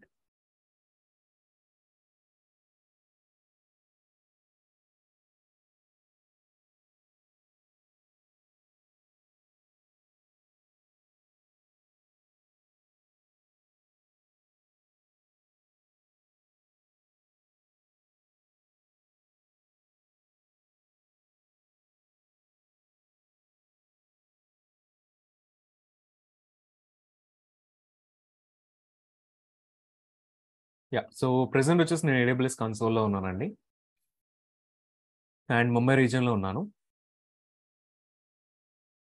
సో ఒకసారి ఏం చేద్దామంటే EC2లో ఫస్ట్ ఒక 2 సర్వర్స్ మనం క్రియేట్ చేద్దామండి. ఎందుకంటే ఇక్కడ సర్వర్స్ మానిటర్ చేద్దాం మనం. So let us create 2 different servers. Click on launch instances. So ఇక్కడ నేమ్ యాడ్ చేద్దామండి. ఎప్పుడు కూడా మనం EC2 క్రియేట్ చేస్తాం ఏ రిసోర్స్ క్రియేట్ చేసినా రిలేటివ్ నేమ్స్ అయితే యాడ్ చేయాలి. సో క్లౌడ్ వాచ్ డెమో అనేటువంటి తీసుకుందాం. ఒకవేళ ఎక్స్ట్రా నేమ్స్ కనుక మీరు యాడ్ చేయాలి అన్నా మీరు యాడ్ ఎడిషనల్ ట్యాగ్స్ కూడా తీసుకోవచ్చండి. యాడ్ ఎడిషనల్ ట్యాగ్స్ తీసుకుంటే ఏమవుతుంది అంటే మీకు బిల్లింగ్ రిలేటెడ్ అవ్వచ్చినప్పుడు ఫర్ ఎగ్జాంపుల్ ఏ ప్రాజెక్ట్ రిసోర్స్కి ఎంత వస్తుంది బిల్లింగ్ అనేటువంటిది మీకు ఈజీ అవుతుంది అన్నమాట. ఫర్ ఎగ్జాంపుల్ ఇక్కడ ప్రాజెక్ట్ అనేటివి తీసుకుంటే ఆ ప్రాజెక్ట్ నేమ్ అండి. For example some project name లేదు అప్లికేషన్ రిలేటెడ్ బిల్లింగ్ కూడా ఐడెంటిఫై చేయాలంటే అప్లికేషన్ రిలేటెడ్ బిల్లింగ్ చేస్తారండి. సో అప్లికేషన్ నేమ్ కూడా యాడ్ చేసుకుంటారు. సో ఇట్లా ఏమవుతుంది అంటేనండి మీకు బిల్స్ వచ్చినప్పుడు కూడా ఆ బిల్లింగ్ అనేటువంటిది ఏ ప్రాజెక్ట్కి మల్టిపుల్ ప్రాజెక్ట్స్ ఒకే అకౌంట్లో రన్ చేస్తున్నప్పుడు ఏ ప్రాజెక్ట్కి ఎంత బిల్లింగ్ వచ్చింది లేకపోతే ఏ నేమ్తో ఏ సర్వర్కి ఎంత బిల్లింగ్ వచ్చింది అనేటువంటి అండర్స్టాండింగ్ అయితే మనకు వస్తుంది అనమాట. So operating system Amazon Linux 5.10 kernel తీసుకోండి. And T2 micro free tier eligible తీసుకోండి. Key pair login proceed without key pair. నెట్వర్కింగ్లో default networking auto assign public IP ఇది ఎనేబుల్ చేసి ఉందో చెక్ చేయండి. పోర్ట్ నెంబర్ 22 ఇది కూడా ఎనేబుల్ అయిందో చెక్ చేయండి. సో దెన్ హార్డ్ డిస్క్ వచ్చేసి 8 GB. సో ఇది కూడా ఫైన్, మనకి 8 GB సరిపోతుంది. అండ్ కిందకు వచ్చి చెక్ చేస్తే ఇక్కడ ఒక ఇన్ఫర్మేషన్ ఉంటుందండి. మీరు డీటెయిల్డ్ మానిటరింగ్ చేస్తున్నారా లేకపోతే నార్మల్ మానిటరింగ్ చేస్తున్నారా? So detailed cloud watch monitoring అండి బై డిఫాల్ట్ ఇది మీకు డిసేబుల్డ్లో ఉంటుందా? సో దీన్ని మీరు ఎనేబుల్ చేసినప్పుడు ఏమవుతుంది అని అంటే మీకు ఎక్స్ట్రా ఛార్జెస్ అనేవి ఉంటాయి అనేటువంటిది కూడా ఇక్కడ మీకు చూపిస్తుంది. ఒకసారి ఈ పేజ్ను ఓపెన్ చేద్దాం. సో మీరు నార్మల్గా ఏమీ సెలెక్ట్ చేయకపోతే నార్మల్ డిఫాల్ట్ మానిటరింగ్ జరుగుతుందండి. లేదు మీరు ఇది ఎక్స్ప్లిసిట్గా ఎనేబుల్ చేస్తారంటే డీటెయిల్డ్ మానిటరింగ్ జరుగుతుంది. సో డీటెయిల్డ్ మానిటరింగ్ అంటే ఏంటండి ఎవ్రీ 1 minute కూడా మానిటర్ చేస్తుంది అనమాట. సో నార్మల్ డిఫాల్ట్ మానిటరింగ్ ఏంటంటే ఎవ్రీ 5 minutes కూడా మానిటర్ చేస్తుందండి. డీటెయిల్డ్ మానిటరింగ్లో ఏం చేస్తుందంటే ఎవ్రీ 1 minute చేస్తుంది. సో ప్రైసింగ్ సెక్షన్ ఉందండి. ఏ సర్వీస్ మీరు తీసుకున్నా ఈ పేజ్ ఓపెన్ అవుతుంది. ప్రైసింగ్ సెక్షన్ ఉంటుంది. కిందకి మీకు వస్తే ఫ్రీ టైర్లో ఏం కవర్ అవుతాయి? సో ఫ్రీ టైర్లో వచ్చేసి మీకు బేసిక్ మానిటరింగ్ కవర్ అవుతుందండి 5 minute ఫ్రీక్వెన్సీ. లేకపోతే డీటెయిల్ మానిటరింగ్ తీసుకుంటే 1 minute ఫ్రీక్వెన్సీ కవర్ అవుతుందండి. డీటెయిల్ మానిటరింగ్ కూడా మీకు 10 డీటెయిల్ మానిటరింగ్ అయితే ఫ్రీ టైర్ అకౌంట్లో కూడా ఫ్రీగా ఉంటుంది. లేదు నార్మల్ వేరే ఫ్రీ టైర్ అయిపోయిన అకౌంట్ అయితే మీకు ఛార్జెస్ అయితే పడతాయి అనమాట. సేమ్ అట్లా మనం ఇప్పుడు డాష్ బోర్డ్స్ క్రియేట్ చేస్తామండి. 3 dashboards up to 50 metrics per month is free. మనం ఒక డాష్ బోర్డ్ క్రియేట్ చేస్తాం, అక్కడ కూడా మనకి ఫ్రీ టైర్లో వస్తుంది. అలారమ్స్ కూడా మనం ఒకటే అలారం క్రియేట్ చేస్తామండి. ఇక్కడ మీకు 10 అలారమ్స్ వరకు మనకి ఫ్రీ ఉంది, అంటే ఫ్రీ టైర్లో ఉంది.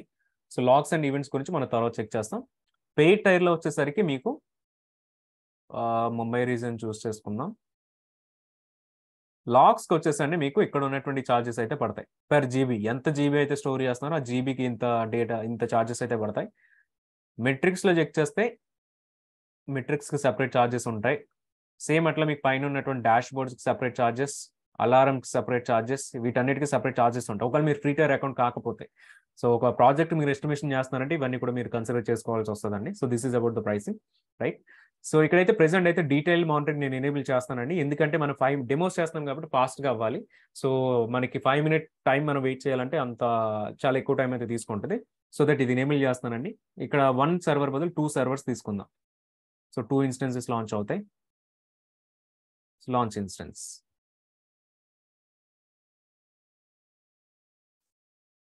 సో ఇన్స్టెన్సెస్లో కూడా జస్ట్ వీటి నేమ్ చేంజ్ చేద్దామండి, just for identification purpose. Cloud watch demo 1, so cloud watch demo 2. So వీటిని ఇక్కడ ఉంచుతాం. సో ఇవి రన్ అవుతూ ఉంటాయి. అండ్ ఇక్కడ ఇదే సెక్షన్లో మీరు చెక్ చేస్తానంటే ఇక్కడ మీకు మానిటరింగ్ అని చెప్పేసి ఒక సెక్షన్ కనిపిస్తుందండి, ఒక ట్యాబ్ కనిపిస్తుంది. ఈ ట్యాబ్లో మీరు చెక్ చేస్తే మీ సర్వర్కి సంబంధించిన డీటెయిల్డ్ మానిటరింగ్స్ అన్ని, డీటెయిల్ మెట్రిక్స్ అన్ని కూడా ఇక్కడ కనిపిస్తాయి. సో ఒకసారి మనం సో దీన్ని మనం క్లౌడ్ వాచ్ నుంచి కూడా చెక్ చేయొచ్చు, ఇక్కడ నుంచి కూడా చెక్ చేయొచ్చు అండి. సో ఇక్కడ మానిటరింగ్ అంతా ఎక్కడి నుంచి వస్తుందంటే కింద మీకు సిపి యూటిలైజేషన్ ఉంది, స్టాటస్టిక్స్ ఉంది, network in, network out, network packets, disk read, disk write, ఇవన్నీ కనిపిస్తున్నాయి. కానీ మీరు డీటెయిల్డ్గా కనుక అబ్జర్వ్ చేస్తే, క్లోజ్గా అబ్జర్వ్ చేస్తే మెమరీ అనేటువంటిది మీకు ఇక్కడ కనిపించడం లేదండి. సో మెమరీ అనేటువంటిది కనిపించట్లేదు, డిస్క్ స్టోరేజ్ కూడా కనిపించడం లేదు. Disk read operations, write operation, ఇవి ఓన్లీ ఐఓప్స్ అండి, అంతేగాని మీకు ఎంత స్టోర్ అయింది అనేటువంటి కనిపించట్లేదు. ఇవన్నీ కూడా మీకు డిఫాల్ట్గా వచ్చేటువంటి మెట్రిక్స్ ఇక్కడ చూపిస్తున్నవన్నీ కూడా మీకు ఇందుట్లో మెమరీ అనేటువంటిది, దెన్ డిస్క్ అనేటువంటిది మీకు రావాలి అని అంటే మీరు కస్టమ్ ఏజెంట్ అనేటువంటిది ఇన్స్టాల్ చేసుకోవాలి. బట్ బై డిఫాల్ట్ ఇప్పుడు చెక్ చేసింది అయితే మనకి సిపియూ ఒక్కటే వస్తుందండి. సో అది కూడా ఇప్పుడే స్టార్ట్ అయింది కాబట్టి ఇక్కడ స్టిల్ మనకి నో డేటా అవైలబుల్ అని చెప్పేసి అయితే వస్తుంది. ఒకసారి రీఫ్రెష్ చేద్దాం. రీఫ్రెష్ చేసిన స్టిల్ మానిటరింగ్లో మనకి సిపియూ అనేటువంటిది నో డేటా అవైలబుల్ అని కనిపిస్తుంది. ఒకసారి క్లౌడ్ వాచ్లో కూడా వెళ్దామండి. క్లౌడ్ వాచ్ నుంచి కూడా దీన్ని చెక్ చేద్దాం. సో క్లౌడ్ వాచ్,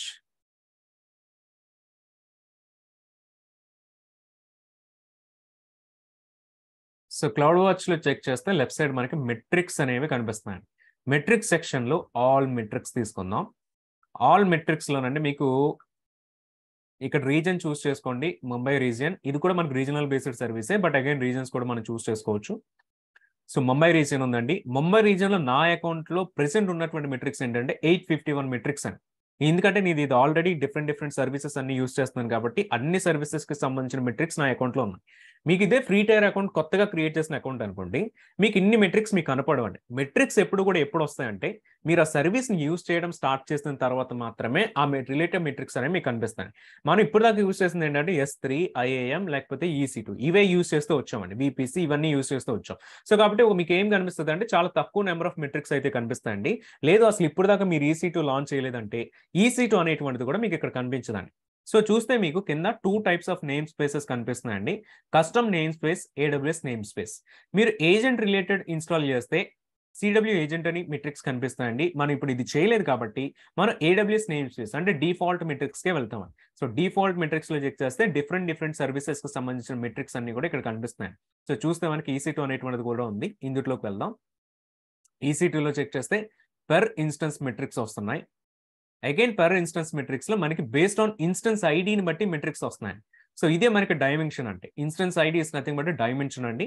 సో చూద్దాం, మనం క్రియేట్ చేసినటువంటి ఇన్స్టెన్స్ కి ఇన్స్టెన్స్ ఐడి కాపీ చేసుకొని ఒకసారి EC2కి వెళ్దామండి. So 2 instances. సో ఇన్స్టెన్స్ ఐడిని కాపీ చేసుకుందాం. సో క్లౌడ్ వాచ్లోకి వెళ్ళి ఇక్కడ సెట్ చేద్దామండి. ఇన్స్టెన్స్ ఐడి పేస్ట్ చేసినప్పుడు మన ఇన్స్టెన్స్ రిలేటెడ్ మెట్రిక్స్ అన్ని కూడా వస్తాయి అన్నమాట. సో చూస్తే ఇవన్నీ కూడా కింద కనిపించేవన్నీ కూడానండి మనకి డిఫాల్ట్ మెట్రిక్స్ అండి. CPU utilization, network in, network out, disk read, disk out, ఇవన్నీ కూడా డిఫాల్ట్. ఇందులో మీకు మెమరీ, డిస్క్ అనేటువంటిది కనిపించదు. సో సిపియూ యూటిలైజేషన్ కూడా సెలెక్ట్ చేసుకోండి. సిపియూతో పాటు సంథింగ్ ఏదో ఒకటి జస్ట్ ఫర్ చూడడానికి మాత్రం ఏదో ఒక 2-3 అయితే సెలెక్ట్ చేసుకోండి. Network out or network in, ఇవన్నీ కూడా చూస్ చేసుకుందాం. ఒక 3 చూస్ చేసాం. మీరు సెలెక్ట్ చేసినవన్నీ కూడా టాప్‌లోనైతే ఇక్కడ కనిపిస్తూ ఉంటాయండి. సో, చూస్తే మీకు సీపీయూ యూటిలైజేషన్ యాడ్ అయింది. దెన్ డిస్క్ రైట్ ఐఆప్స్ యాడ్ అయింది. నెట్వర్క్ అవుట్ కూడా మనకి ఇక్కడ యాడ్ అయింది. సో, ఈ ఒక్క సర్వరే కాకుండా మన సెకండ్ సర్వర్ కూడా తీసుకుందామండి. Copy instance ID. ఇదే సెర్చ్‌లో మీరు ఇన్స్టెన్స్ ఐడి పెట్టి ఎంటర్ చేసినప్పుడు ఆ సెకండ్ ఇన్స్టెన్స్ రిలేటెడ్ మెట్రిక్స్ కూడా వస్తాయి. చూస్తే మీకు క్లౌడ్ వాచ్ డెమో 2లో మనకి ఇక్కడ కూడా సిపి యూటిలైజేషన్ పిక్ చేసుకుందామండి. సిపి యూటిలైజేషన్ ఇది ఒకటి సరిపోతుంది. సో, దీంతో పాటు ఏమైనా చూస్ చేసుకోవాలంటే చేసుకోండి డెమోస్ చేస్తున్నప్పుడు. సో, ఇవైతే సరిపోతాయి. బట్ కింద యాడ్ చేసినవన్నీ కూడా మీకు పైన వస్తున్నాయండి. కానీ ఇప్పుడే లాంచ్ చేస్తాం కాబట్టి మీకు ఇక్కడ చూస్తే చిన్న డాట్ అనేటువంటిది కనిపిస్తుంది తప్ప పెద్ద వేరియేషన్ అయితే మనకు రావట్లేదన్నమాట. సో, కాబట్టి ఒకసారి ఏం చేద్దామంటే మనం డేటా పాయింట్స్‌ని రెడ్యూస్ చేద్దామండి. సో, 3 అవర్స్ నుంచి 1 అవర్‌లోకి వెళ్దాం. కన్సాలిడేషన్, అగ్రిగేషన్ అండ్ ఇక్కడ మీకు గ్రాఫిడ్ మెట్రిక్స్‌లో 5 మినిట్ పీరియడ్ అనేటువంటిది కనిపిస్తుందండి. ఈ 5 మినిట్ కన్సాలిడేషన్ మనం రెడ్యూస్ చేసి 1 సెకండ్‌కి తీసుకొద్దామండి. సో, 1 సెకండ్‌కి తీసుకొచ్చినప్పుడు ఏంటంటే పైన మీకు కొన్ని డేటా పాయింట్స్ అయితే కనిపిస్తూ ఉంటాయి. Different data points.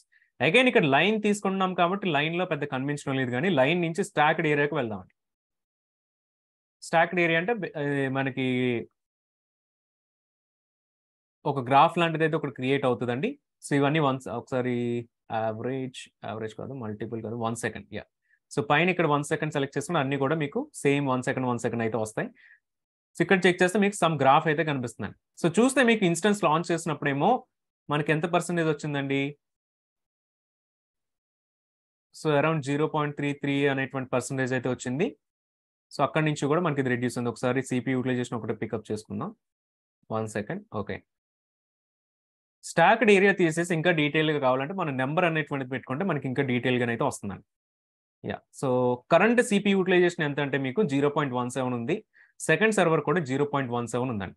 ఇప్పుడు ఇదే నేనైతే ఇక్కడి నుంచే చూడగలుగుతాను. ఏడబ్ల్యూఎస్ అకౌంట్ లాగిన్ అయ్యి ఉన్నాను కాబట్టి ఇదే డాష్‌బోర్డ్ అనేటువంటిది ఫర్ ఎగ్జాంపుల్ నేను నా మేనేజర్‌కి చూపించాలన్నా, లేకపోతే మన క్లయింట్‌కి చూపించాలి అన్నా, సో, ఇదే మొత్తం అంతటిని కూడా ఒక డాష్‌బోర్డ్ కింద మనం కన్వర్ట్ చేయొచ్చండి.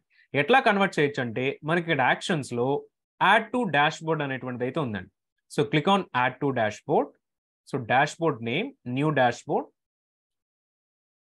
For example EC2 monitoring some name add చేద్దాం. So, click on create. So, ఒక డాష్‌బోర్డ్ క్రియేట్ అవుతుందండి. సో, క్రియేట్ అయ్యేటప్పుడు ఏవైతే విడ్జెట్ మీరు సెలెక్ట్ చేసుకుని నంబరా, గ్రాఫా, స్టాక్డ్ ఏరియా ఏ గ్రాఫ్ కావాలి మీకు. సో, మనం సెలెక్ట్ చేసుకుంది ఏంటంటే నంబర్ చూస్ చేసుకున్నాం. సో, నంబర్ ఆల్రెడీ ఇక్కడ ఎగ్జాంపుల్స్ అయితే చూపిస్తుందండి. మనం యాడ్ చేసినవన్నీ కూడా సో, టైటిల్స్ అన్నీ కూడా ఇక్కడ కనిపిస్తూ ఉన్నాయి. ఇందులో వచ్చేసి మనకి click on add to dashboard. So, డాష్‌బోర్డ్‌గా యాడ్ చేసినప్పుడు ఇట్లా కనిపిస్తుందండి. సో, ఇప్పుడు ఇదే డాష్‌బోర్డ్‌ని నేను మీకు షేర్ చేయాలనుకోండి. సింపుల్‌గా ఏం చేయొచ్చంటే ఇక్కడ క్లిక్ ఆన్ సేవ్ చేస్తున్నాను. Then go to the actions and click on the share dashboard అండి. షేర్ డాష్‌బోర్డ్ చేసినప్పుడు 3 వేస్‌లో మనం షేర్ చేసుకోవచ్చండి. ఒకటేంటంటే ఏడబ్ల్యూఎస్ క్రెడెన్షియల్స్ రాకపోయినా some user name and password తోటి మనం షేర్ చేయొచ్చు. ప్రైవేట్ షేరింగ్ చేయాలనుకుంటే. ఇది పర్టిక్యులర్ ఆ ఈమెయిల్ ఐడీకి వచ్చేసి ఈమెయిల్ ఎళ్తదండి. అక్కడ సమ్ ఇన్‌స్ట్రక్షన్స్ వస్తది. వాళ్ళు యూజర్ నేమ్ అండ్ పాస్వర్డ్ అనేది క్రియేట్ చేసుకుంటూ ఉంటారు. సో, ప్రైవేట్‌గా షేర్ చేయాలనుకుంటే. లేదు ఎవరైనా యాక్సెస్ చేయొచ్చు అనుకుంటే మనం షేర్ యువర్ డాష్‌బోర్డ్ పబ్లిక్‌లీ అనేటువంటిది చేయొచ్చండి. Click on start sharing and add a message of share and confirm and preview the policy. Accept policy, generate shareable link అండి. సేమ్ ఇదే లింక్ ఇప్పుడు నేను మీకు షేర్ చేస్తానండి. మీ సైడ్ నుంచి కూడా ఇది మీరు యాక్సెస్ చేయగలుగుతారు.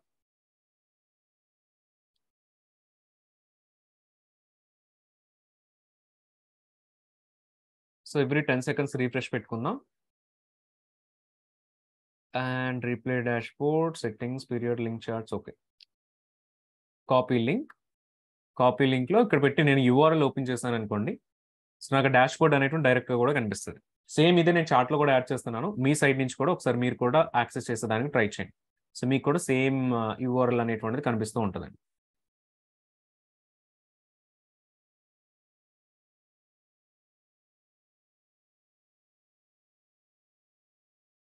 సేమ్ ఇటువంటి ఈసీటీ మానిటరింగ్ డాష్‌బోర్డ్ ఒకటి కనిపిస్తూ ఉంటదండి. అండ్ ఇక్కడ నేమ్ ఏదైతే వస్తుందో ఈ నేమ్‌ని కూడా మనం చేంజ్ చేసుకోవచ్చు. ఇక్కడ ఇన్స్టెన్స్ ఐడీ ఉంది కదా! సో, జస్ట్ ఇక్కడ డాష్‌బోర్డ్‌కి వెళ్లి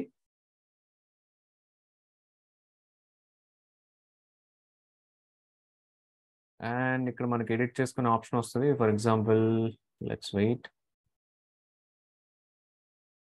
view edit source.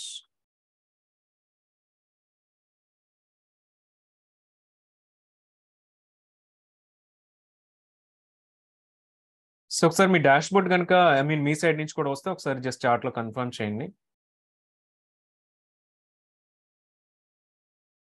Let us edit this. So edit చేసినప్పుడు ఇక్కడ నేమ్స్ కూడా మనం చేంజ్ చేసుకోవచ్చు అండి. సో సిపియు యూటిలైజేషన్ కాబట్టి మనం ఏం చేద్దాం అని అంటే server 1 CPU just short message పెట్టుకుందాం సో దట్ క్లియర్గా ఉంటుంది. సేమ్ అట్లా సెకండ్ దానికి కూడా ఇది డిస్క్ రైట్ ఐఆప్స్ దీనికి వద్దు, ఇది నెట్వర్క్ అవుట్ దీనికి వద్దు, ఇది సిపియు యూటిలైజేషన్. సింపుల్గా server to CPU update widget. Again నేను ఇక్కడ మీ సైడ్ కూడా రిఫ్రెష్ చేసినప్పుడు ఏమవుతుంది అంటే జస్ట్ విడ్జెట్లో నేమ్స్ అయితే చేంజ్ అవుతుంది. ఐ థింక్ నేను సేవ్ చేయలేదు. I save this dash board. Okay, so it is coming tried but not able to view, it's working. I think కొంతమందికి వస్తుంది, కొంతమందికి రావట్లేదు. సో ఎనీవేస్ ఒకసారి ఈ డాష్ బోర్డ్ కనుక రిఫ్రెష్ చేస్తే మనకి ఇప్పుడు ఇక్కడ ఇన్స్టెడ్ ఆఫ్ ఇన్స్టెన్స్ ఐడీస్కి బదులుగా మనకి నేమ్స్ వస్తాయండి. Server 1 CPU, server 2 CPU. ఇవి రెండు మనకి ఇంపార్టెంట్. రిమైనింగ్ అన్నివి కూడా మనకి అంతగా అవసరం లేదు కానీ. సో ఎవ్రీ 10 సెకండ్స్కి మనం రిఫ్రెష్ చేసుకుంటూ ఉంటే మనకి సిపియు కనిపిస్తుంది, సర్వర్ 2 సిపియు కూడా కనిపిస్తుంది. సో ఇప్పుడు ఏం చేద్దాం అంటేనండి మనం ఒక అలారం అనేటువంటి సెటప్ చేద్దాం. అలారం ఏం సెటప్ చేద్దాం అని అంటే సర్వర్ 1లో సిపియు యూటిలైజేషన్ అనేటువంటిది ఒక 70% క్రాస్ అయిపోయినప్పుడు ఒక నోటిఫికేషన్ రావాలన్నట్టు ఒక అలారం కాన్ఫిగర్ చేద్దాం. అయితే ఇప్పుడు ప్రెసెంట్ మనం లాంచ్ చేసిన సర్వర్కి వచ్చేసి 0.17% ఉంది. కానీ దీని నుంచి మనం 70% 80%కి వెళ్ళాలంటే ఎట్లా వెళ్తుందండి? సో మనకి 70% 80% వెళ్ళాలి అంటే అందులో ఏదో ఒక అప్లికేషన్ రన్ అవ్వాలని. కానీ అందు గురించి మనం ఏం చేస్తామంటే ఆ లోడ్ అంతా కూడా మనం కావాలని ఎక్స్ప్లిసిట్గా మనం ఇంక్రీజ్ చేస్తాం. ఒక సాఫ్ట్వేర్ ఏజెంట్ ఇన్స్టాల్ చేసి దాన్ని బట్టి మనం లోడ్ ఇంక్రీజ్ చేస్తాం. అప్పుడు సిపియు యూటిలైజేషన్ 40-50 క్రాస్ అవుతుంది. 40-50ని బట్టి మనకి ఆటోమేటిక్గా కూడా ఇక్కడ నోటిఫికేషన్ అయితే ట్రిగ్గర్ అవుతుందండి. సో ఈ డాష్ బోర్డ్కి ఎక్స్పైరీ ఏమి ఉండదండి. సో అంటే మీరు ఇక్కడ సోర్స్లో రిమూవ్ చేసేంత వరకు కూడా మీకు ఇక్కడ ఎక్స్పైరేషన్ అయితే ఏమీ ఉండదు. సో అన్లిమిటెడ్గా మీకు షేర్ అవుతూనే ఉంటుంది. ఎందుకంటే మనం పబ్లిక్గా షేర్ చేస్తాం కదండి. సో కంటిన్యూస్గా ఉంటుంది. సో ఫస్ట్ ఏం చేద్దాం అంటేనండి మన డాష్ బోర్డ్ని ఇట్లానే ఉంచుతాం. సో ఇక్కడ లెఫ్ట్ సైడ్ చెక్ చేస్తే మీకు అలారమ్స్ అని చెప్పేసి ఒకటి కనిపిస్తూ ఉంటుంది. మెట్రిక్స్ పైకి వస్తే అలారమ్స్ ఉందండి. Click on all alarms, create alarm, select metric. Every అలారంకి కూడా మీకు మెట్రిక్ అనేటువంటి సెలెక్ట్ చేసుకోవాలండి. ఓకే, సో మెట్రిక్లో వచ్చేసి మనకి EC2 లోపల పర్ ఇన్స్టెన్స్ మెట్రిక్స్లో మీ ఇన్స్టెన్స్ ఐడిని కాపీ చేసుకోండి. Instance ID 1 enter. సో ఇక్కడ సిపియు యూటిలైజేషన్ తీసుకుందామండి. సో సిపియు యూటిలైజేషన్ కనిపిస్తుంది. సెలెక్ట్ మెట్రిక్ అండ్ ఈ సిపియు యూటిలైజేషన్ అండి ఇక్కడ యావరేజ్ కాదు, మనం ఓకే యావరేజ్ కాదు, సమ్ తీసుకుందామండి. సమ్ ఆర్ మాక్సిమం తీసుకుందాం. సో 1 minute టైం పీరియడ్లో మాక్సిమం యూటిలైజేషన్ అనేటువంటిది మీకు గ్రేటర్ దాన్ 50% వస్తే కనుక ఇక్కడ చూస్తే మీకు డిఫరెంట్ కండిషన్స్ ఉన్నాయి. గ్రేటర్ దాన్ ఆర్ లోయర్ దాన్ ఈ కండిషన్స్ అన్ని కూడా ఉన్నాయండి.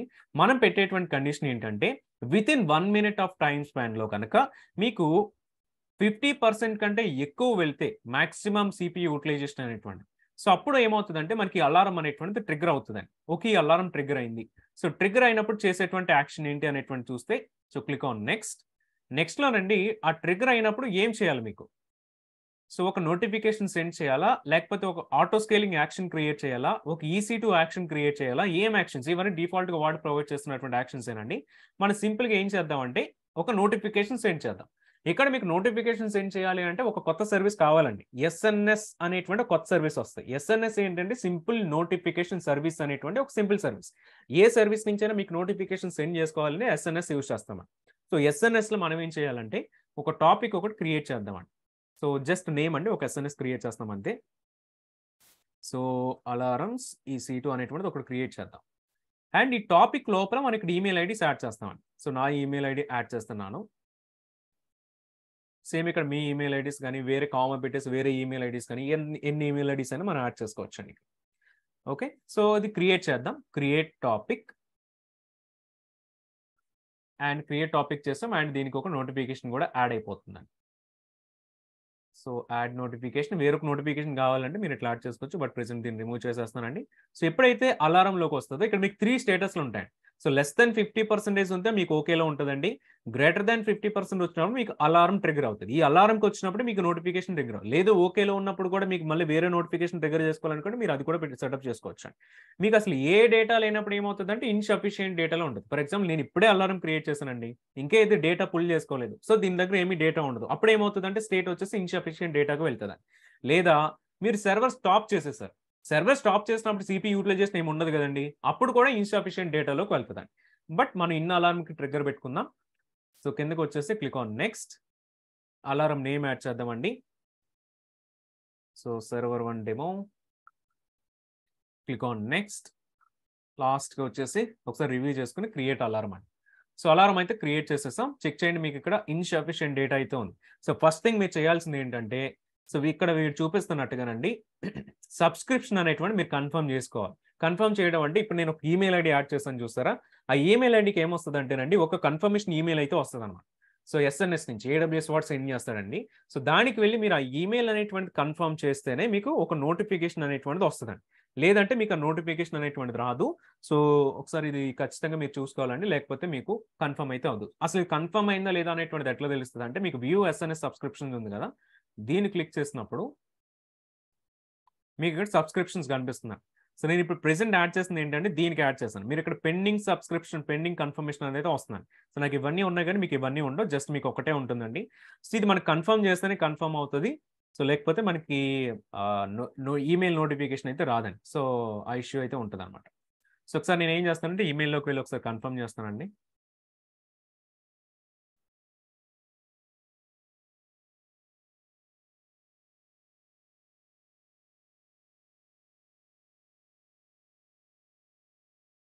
One minute.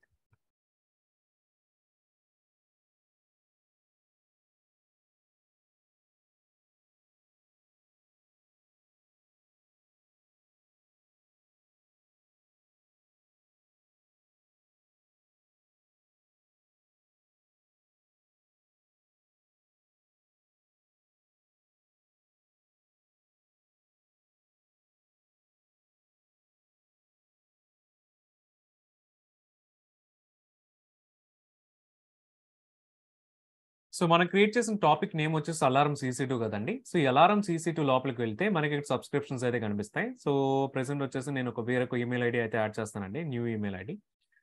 So take the email and add the email ID.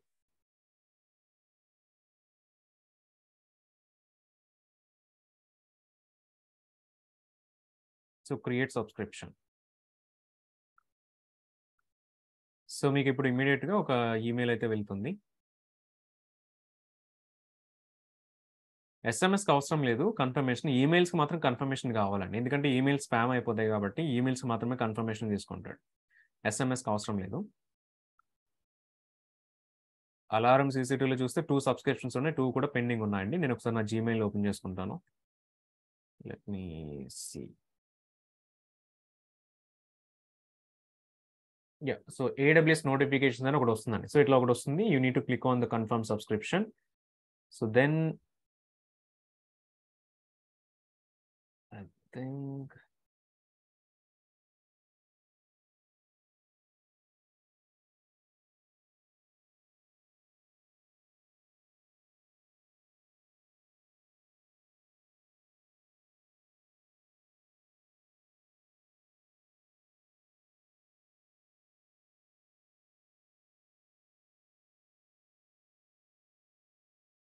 So ఇట్లా ఈమెయిల్ వస్తుందండి. ఇక్కడ మీకు కన్ఫర్మ్ సబ్స్క్రిప్షన్ ఉంది, దీన్ని మీరు క్లిక్ చేస్తేనే అది మీకు కన్ఫర్మ్ అవుతుంది. నేను ఆల్రెడీ కన్ఫర్మ్ చేస్తాను, అందుకే నేను క్లిక్ చేయట్లేదు. లేదా మీరు ఇందులోనే మొబైల్ నెంబర్ కూడా యాడ్ చేసుకోవాలనుకున్నారనుకోండి, సేమ్ ఎస్ఎన్ఎస్లోకి వెళ్ళి ఇక్కడ సబ్స్క్రిప్షన్స్ అని కనిపిస్తుంది. ఫస్ట్ ఒకసారి నేను దీన్ని రీఫ్రెష్ చేస్తాను. మీరు కన్ఫర్మ్ చేసినప్పుడు మాత్రమే మీకు కన్ఫర్మ్ అని వస్తుంది. ఇట్లా వచ్చినప్పుడు మాత్రమే మీకు ఈమెయిల్ వస్తుంది, లేకపోతే మీకు రాదు. So click on create subscription. Let us take an SMS ప్లేస్లో మీ కంట్రీ, మీ మొబైల్ నేమ్ వాటి మొత్తం యాడ్ చేసుకుంటే మీ మొబైల్ కూడా ఒక SMS వస్తుంది. Create subscription. సో సబ్స్క్రిప్షన్ కూడా క్రియేట్ అయింది. ఒకసారి బ్యాక్ వెళ్దాం. అలారం CC2 సబ్స్క్రిప్షన్స్ మొత్తం 2 కన్ఫర్మ్ అయినాయండి. సో జస్ట్ ఈమెయిల్ ఒకటి ఇది కన్ఫర్మ్ కావాలి. దీనికి ఈమెయిల్ వెళ్తే రిమైనింగ్ 2 కూడా. ఇక్కడ ఎన్ని సబ్స్క్రిప్షన్స్ అయితే పెట్టుకుంటారో ఈ పర్టికులర్ 1 టాపిక్ అలారం CC2 అనేటువంటి టాపిక్కి ఎప్పుడైతే నోటిఫికేషన్స్ వస్తుందో నోటిఫికేషన్ వచ్చినప్పుడల్లా కింద ఉన్నవన్నీ వాటికి కూడా నోటిఫికేషన్ వెళ్ళిపోతుంది. ఓకే, సో ఇప్పుడు ఏం చేద్దామంటే ఒక EC2 ఇన్స్టెన్స్ తీసుకుందాం. సో EC2 ఇన్స్టెన్స్ కనెక్ట్ అవుదామండి. So click on connect. మనం ఇప్పుడు కస్టమ్గా లోడ్ ఇంక్రీజ్ చేయాలండి, ఎందుకంటే మనం 50% పెట్టాం. కానీ మన లోడ్ ఎంత ఉంది అని అంటే సో లెస్ దాన్ మనకి 0.17% ఉందండి. ఇప్పుడు ఈ లోడ్ని మనం 50% వరకు ఇంక్రీజ్ చేయాలి అని అంటే మనం ఏం చేస్తామంటేనండి కస్టమ్గా సమ్ అప్లికేషన్ ఏజెంట్ అనేటువంటిది ఇన్స్టాల్ చేసి దానివల్ల మనం అది లోడ్ని ఇంక్రీజ్ చేస్తూ కూడా ఉంటామండి. సేమ్ దీని గురించి నేను కొన్ని కమాండ్స్ ఫైల్స్ అయితే మీకు కూడా షేర్ చేస్తాను. ఒకసారి బ్రౌజర్లో చూద్దాం. సో మనం ఏం చేస్తామంటేనండి స్ట్రెస్ అనేటువంటి ఒక లైబ్రరీ యూజ్ చేసుకొని లైనెక్స్లో ఈ స్ట్రెస్ అనేటువంటి లైబ్రరీతో కస్టమ్గా మనమే ఈ స్ట్రెస్ని ఇంక్రీజ్ చేస్తున్నామండి CPU మీద. సో అదేం చేస్తుంది అంటే మనం ఒక 1 అవర్ వరకు కూడా ఇంక్రీజ్ చేయాలని పెడుతున్నాం. సో ఆటోమేటిక్గా మనకి ఏమవుతుంది 50% వరకు క్రాస్ అవుతుంది. మీరు కూడా జస్ట్ ఈ 3 కమాండ్స్ యూజ్ చేసుకుంటే సేమ్ లోడ్ అనేటువంటి పెరుగుతుంది. ఒకసారి తీసుకుందాం.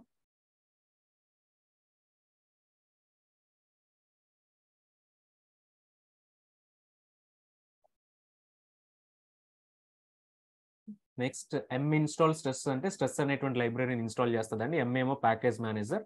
-y ఏం చేస్తుందంటే కన్ఫర్మ్ చేస్తుందండి. ఏ అప్లికేషన్ ఇన్స్టాల్ చేసిన SRనో అడుగుతుంది కదండి, సేమ్ లైనెక్స్లో మీకు SRనో అడుగుతుంది.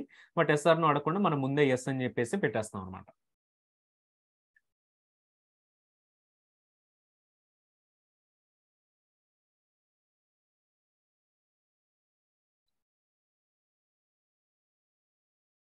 సో స్ట్రెస్ అయితే ఇన్స్టాల్ అయింది. స్ట్రెస్ స్టార్ట్ చేద్దామండి.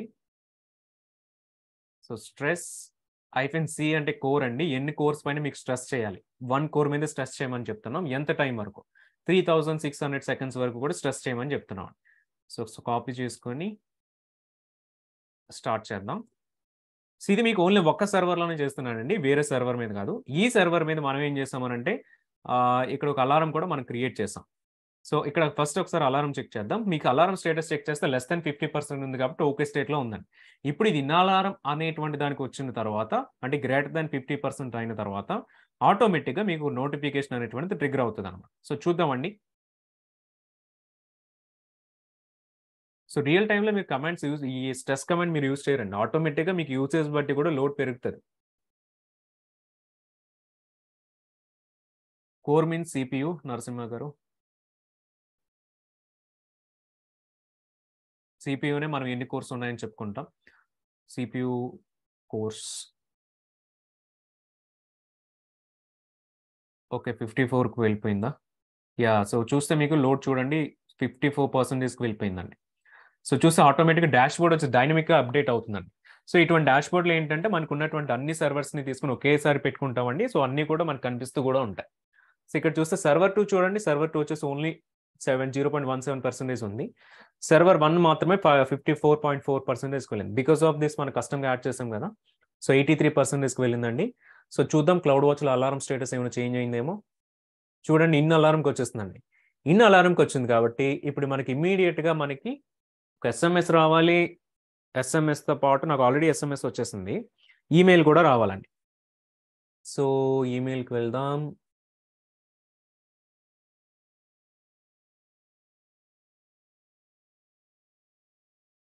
సో ఇక్కడ మీకు సమ్ ప్రమోషన్స్లో కనిపిస్తుంది. So alarm server 1 demo. ఇది మీకు ఏం కనిపిస్తుంది? కింద మనం యాడ్ చేసిన డీటెయిల్స్ అన్ని కనిపిస్తున్నాయండి. సో టైం కనిపిస్తుంది. సో టైంలో మనం ఏ server CPU utilization server ID కనిపిస్తుంది. 60 సెకండ్స్ మ్యాక్సిమంగా వచ్చేసింది. సో మొత్తం డీటెయిల్స్ అన్ని కూడా మనకు కనిపిస్తున్నాయి. సో ఇట్లా మీకు ఒక నోటిఫికేషన్ ఇమీడియట్గా వస్తుంది. నోటిఫికేషన్ వచ్చినప్పుడు మీకు సమ్ యాక్షన్ అనేటువంటిది తీసుకోవచ్చు అనమాట. ఇట్లా మీకు అలారమ్స్ అనేటువంటిది అయితే హెల్ప్ఫుల్ అవుతుంది. సో ఇది మనకి cloud watch related alarms metrics dashboards related demo అండి. సో వన్స్ డెమోస్ అన్ని చేసిన తర్వాత క్లీనప్ చేయడం అయితే మర్చిపోవద్దు, ఎందుకంటే ఛార్జెస్ అన్ని కూడా వస్తాయి. హోప్ మీ అందరికి కూడా ఒక క్లియర్ ఐడియా అయితే వచ్చింది అనుకుంటున్నాను. ఒకసారి సో క్లియర్ అయితే కన్ఫర్మ్ చేయండి చాట్లో. సో ఇన్ కేస్ అయినా క్వెరీస్ ఉన్నా మీరు చాట్లో యాడ్ చేయండి. ఓకే,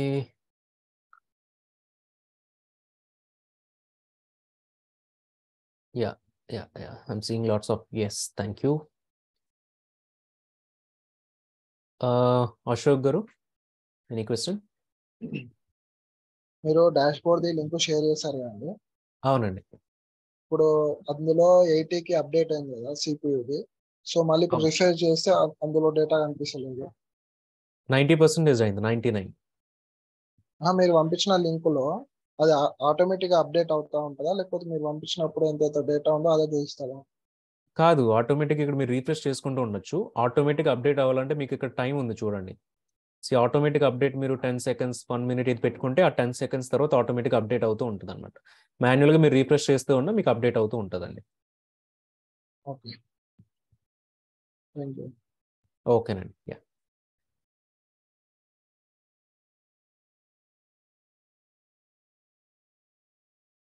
ఓకేనండి. So pattern based events, then logs, custom metrics ఇవన్నీ కూడా మనం వేరే సెషన్లోనైతే డిస్కస్ చేస్తామండి. ఏజెంట్ ఇన్స్టాల్ చేసి అప్కమింగ్ సెషన్స్లో వాటి గురించి చూద్దాం.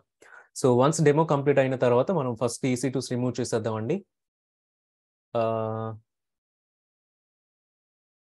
Select EC2s and click on terminate.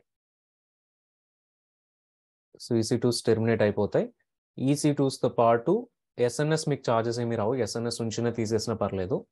Cloud వాచ్లోకి వెళ్ళి అలారం కూడా తీసేయండి. అలారం కూడా actions, delete alarm. Okay, alarm delete చేసేసాం. సేమ్ డాష్ బోర్డ్స్కి వెళ్దామండి. EC2 మానిటరింగ్ డాష్ బోర్డ్ ఉంది కదా, సో ఈ డాష్ బోర్డ్ని కూడా నేను remove చేసేస్తున్నానండి.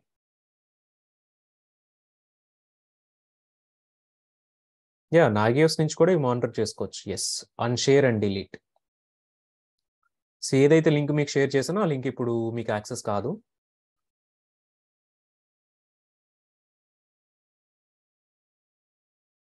So redirecting to sign in page. So ఆ పేజ్ రావట్లేదు. Fine. Yes, disk and memory గురించి అవి కస్టమ్ మెట్రిక్స్ కాబట్టి అవి మనం తర్వాత డిస్కస్ చేస్తామండి.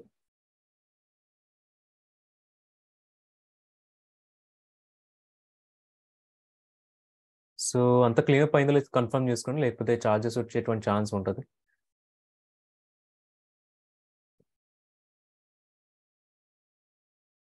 శ్రావణి గారు. యా, మనం ఇప్పుడు డిఫాల్ట్ మానిటరింగ్ పెట్టాం కదండి. సో ఈచ్ 5 minutes కి మానిటర్ చేస్తుంది. సో స్ట్రెస్ మీరు 1 hour కి పెట్టాం కదా. సో 5 minutes తర్వాత కూడా అది బియాండ్ 5 80% minutes కాదు, మనం డీటెయిల్డ్ మానిటరింగ్ ఎనేబుల్ చేసాం కదండి EC2 క్రియేట్ చేస్తున్నప్పుడు. సో 1 minute ఇంటర్వెల్లో మనకి మెట్రిక్స్ వస్తూ ఉంటాయి. Detail monitoring. ఓకే, 1 minute తర్వాత కూడా మనకి గ్రేటర్ దాన్ ఆ థ్రెషోల్డ్ ఉంటే మళ్ళీ కూడా ట్రిగర్ అవుతుందా? మళ్ళీ వస్తుందండి. అవునండి. ఓకే, సో ఆ టైంకి లైక్ ఈచ్ 1 minute కి ఉంటే అన్ని నంబర్ ఆఫ్ టైమ్స్ అది ట్రిగర్ అవుతూ ఉంటుంది. అవునండి. అవునండి. ఓకే.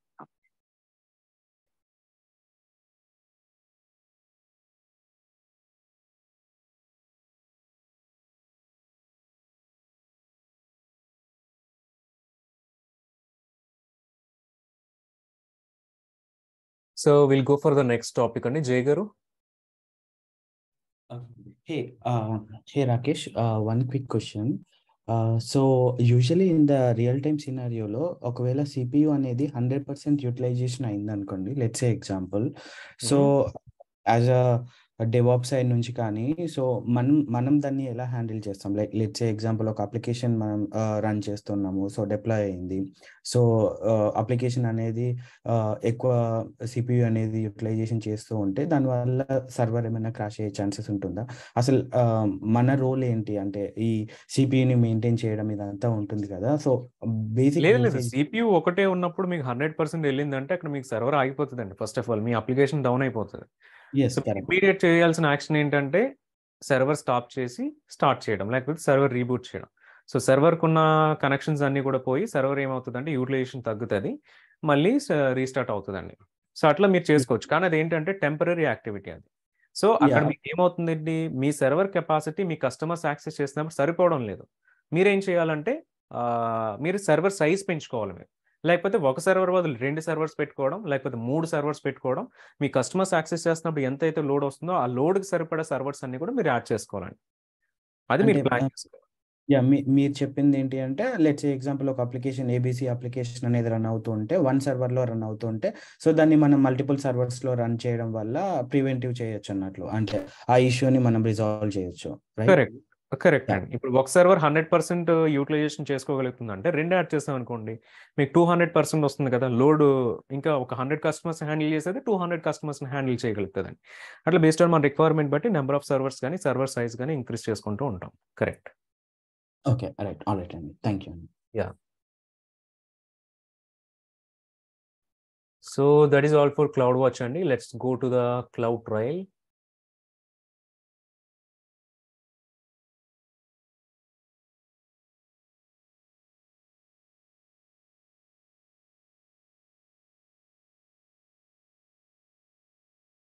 పావని గారు.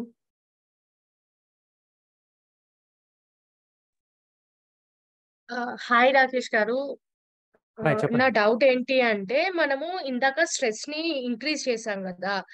సో అవునండి. ఒకవేళ మనము ఆటో స్కేలింగ్ యూజ్ చేస్తే ఇన్స్టెన్సెస్ పెరుగుతాయి కదా, దాన్ని అవును, ఎలా మానిటర్ చేయాల్సి వస్తుంది? అక్కడ మీకు సర్వర్ వైజ్ యూటిలైజేషన్ మానిటరింగ్ కాకుండా auto scaling group wise monitoring ఉంటుందండి. Okay.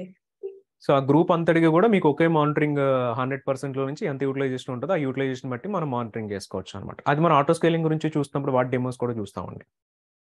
Okay okay thank you Rakesh garu. Okay.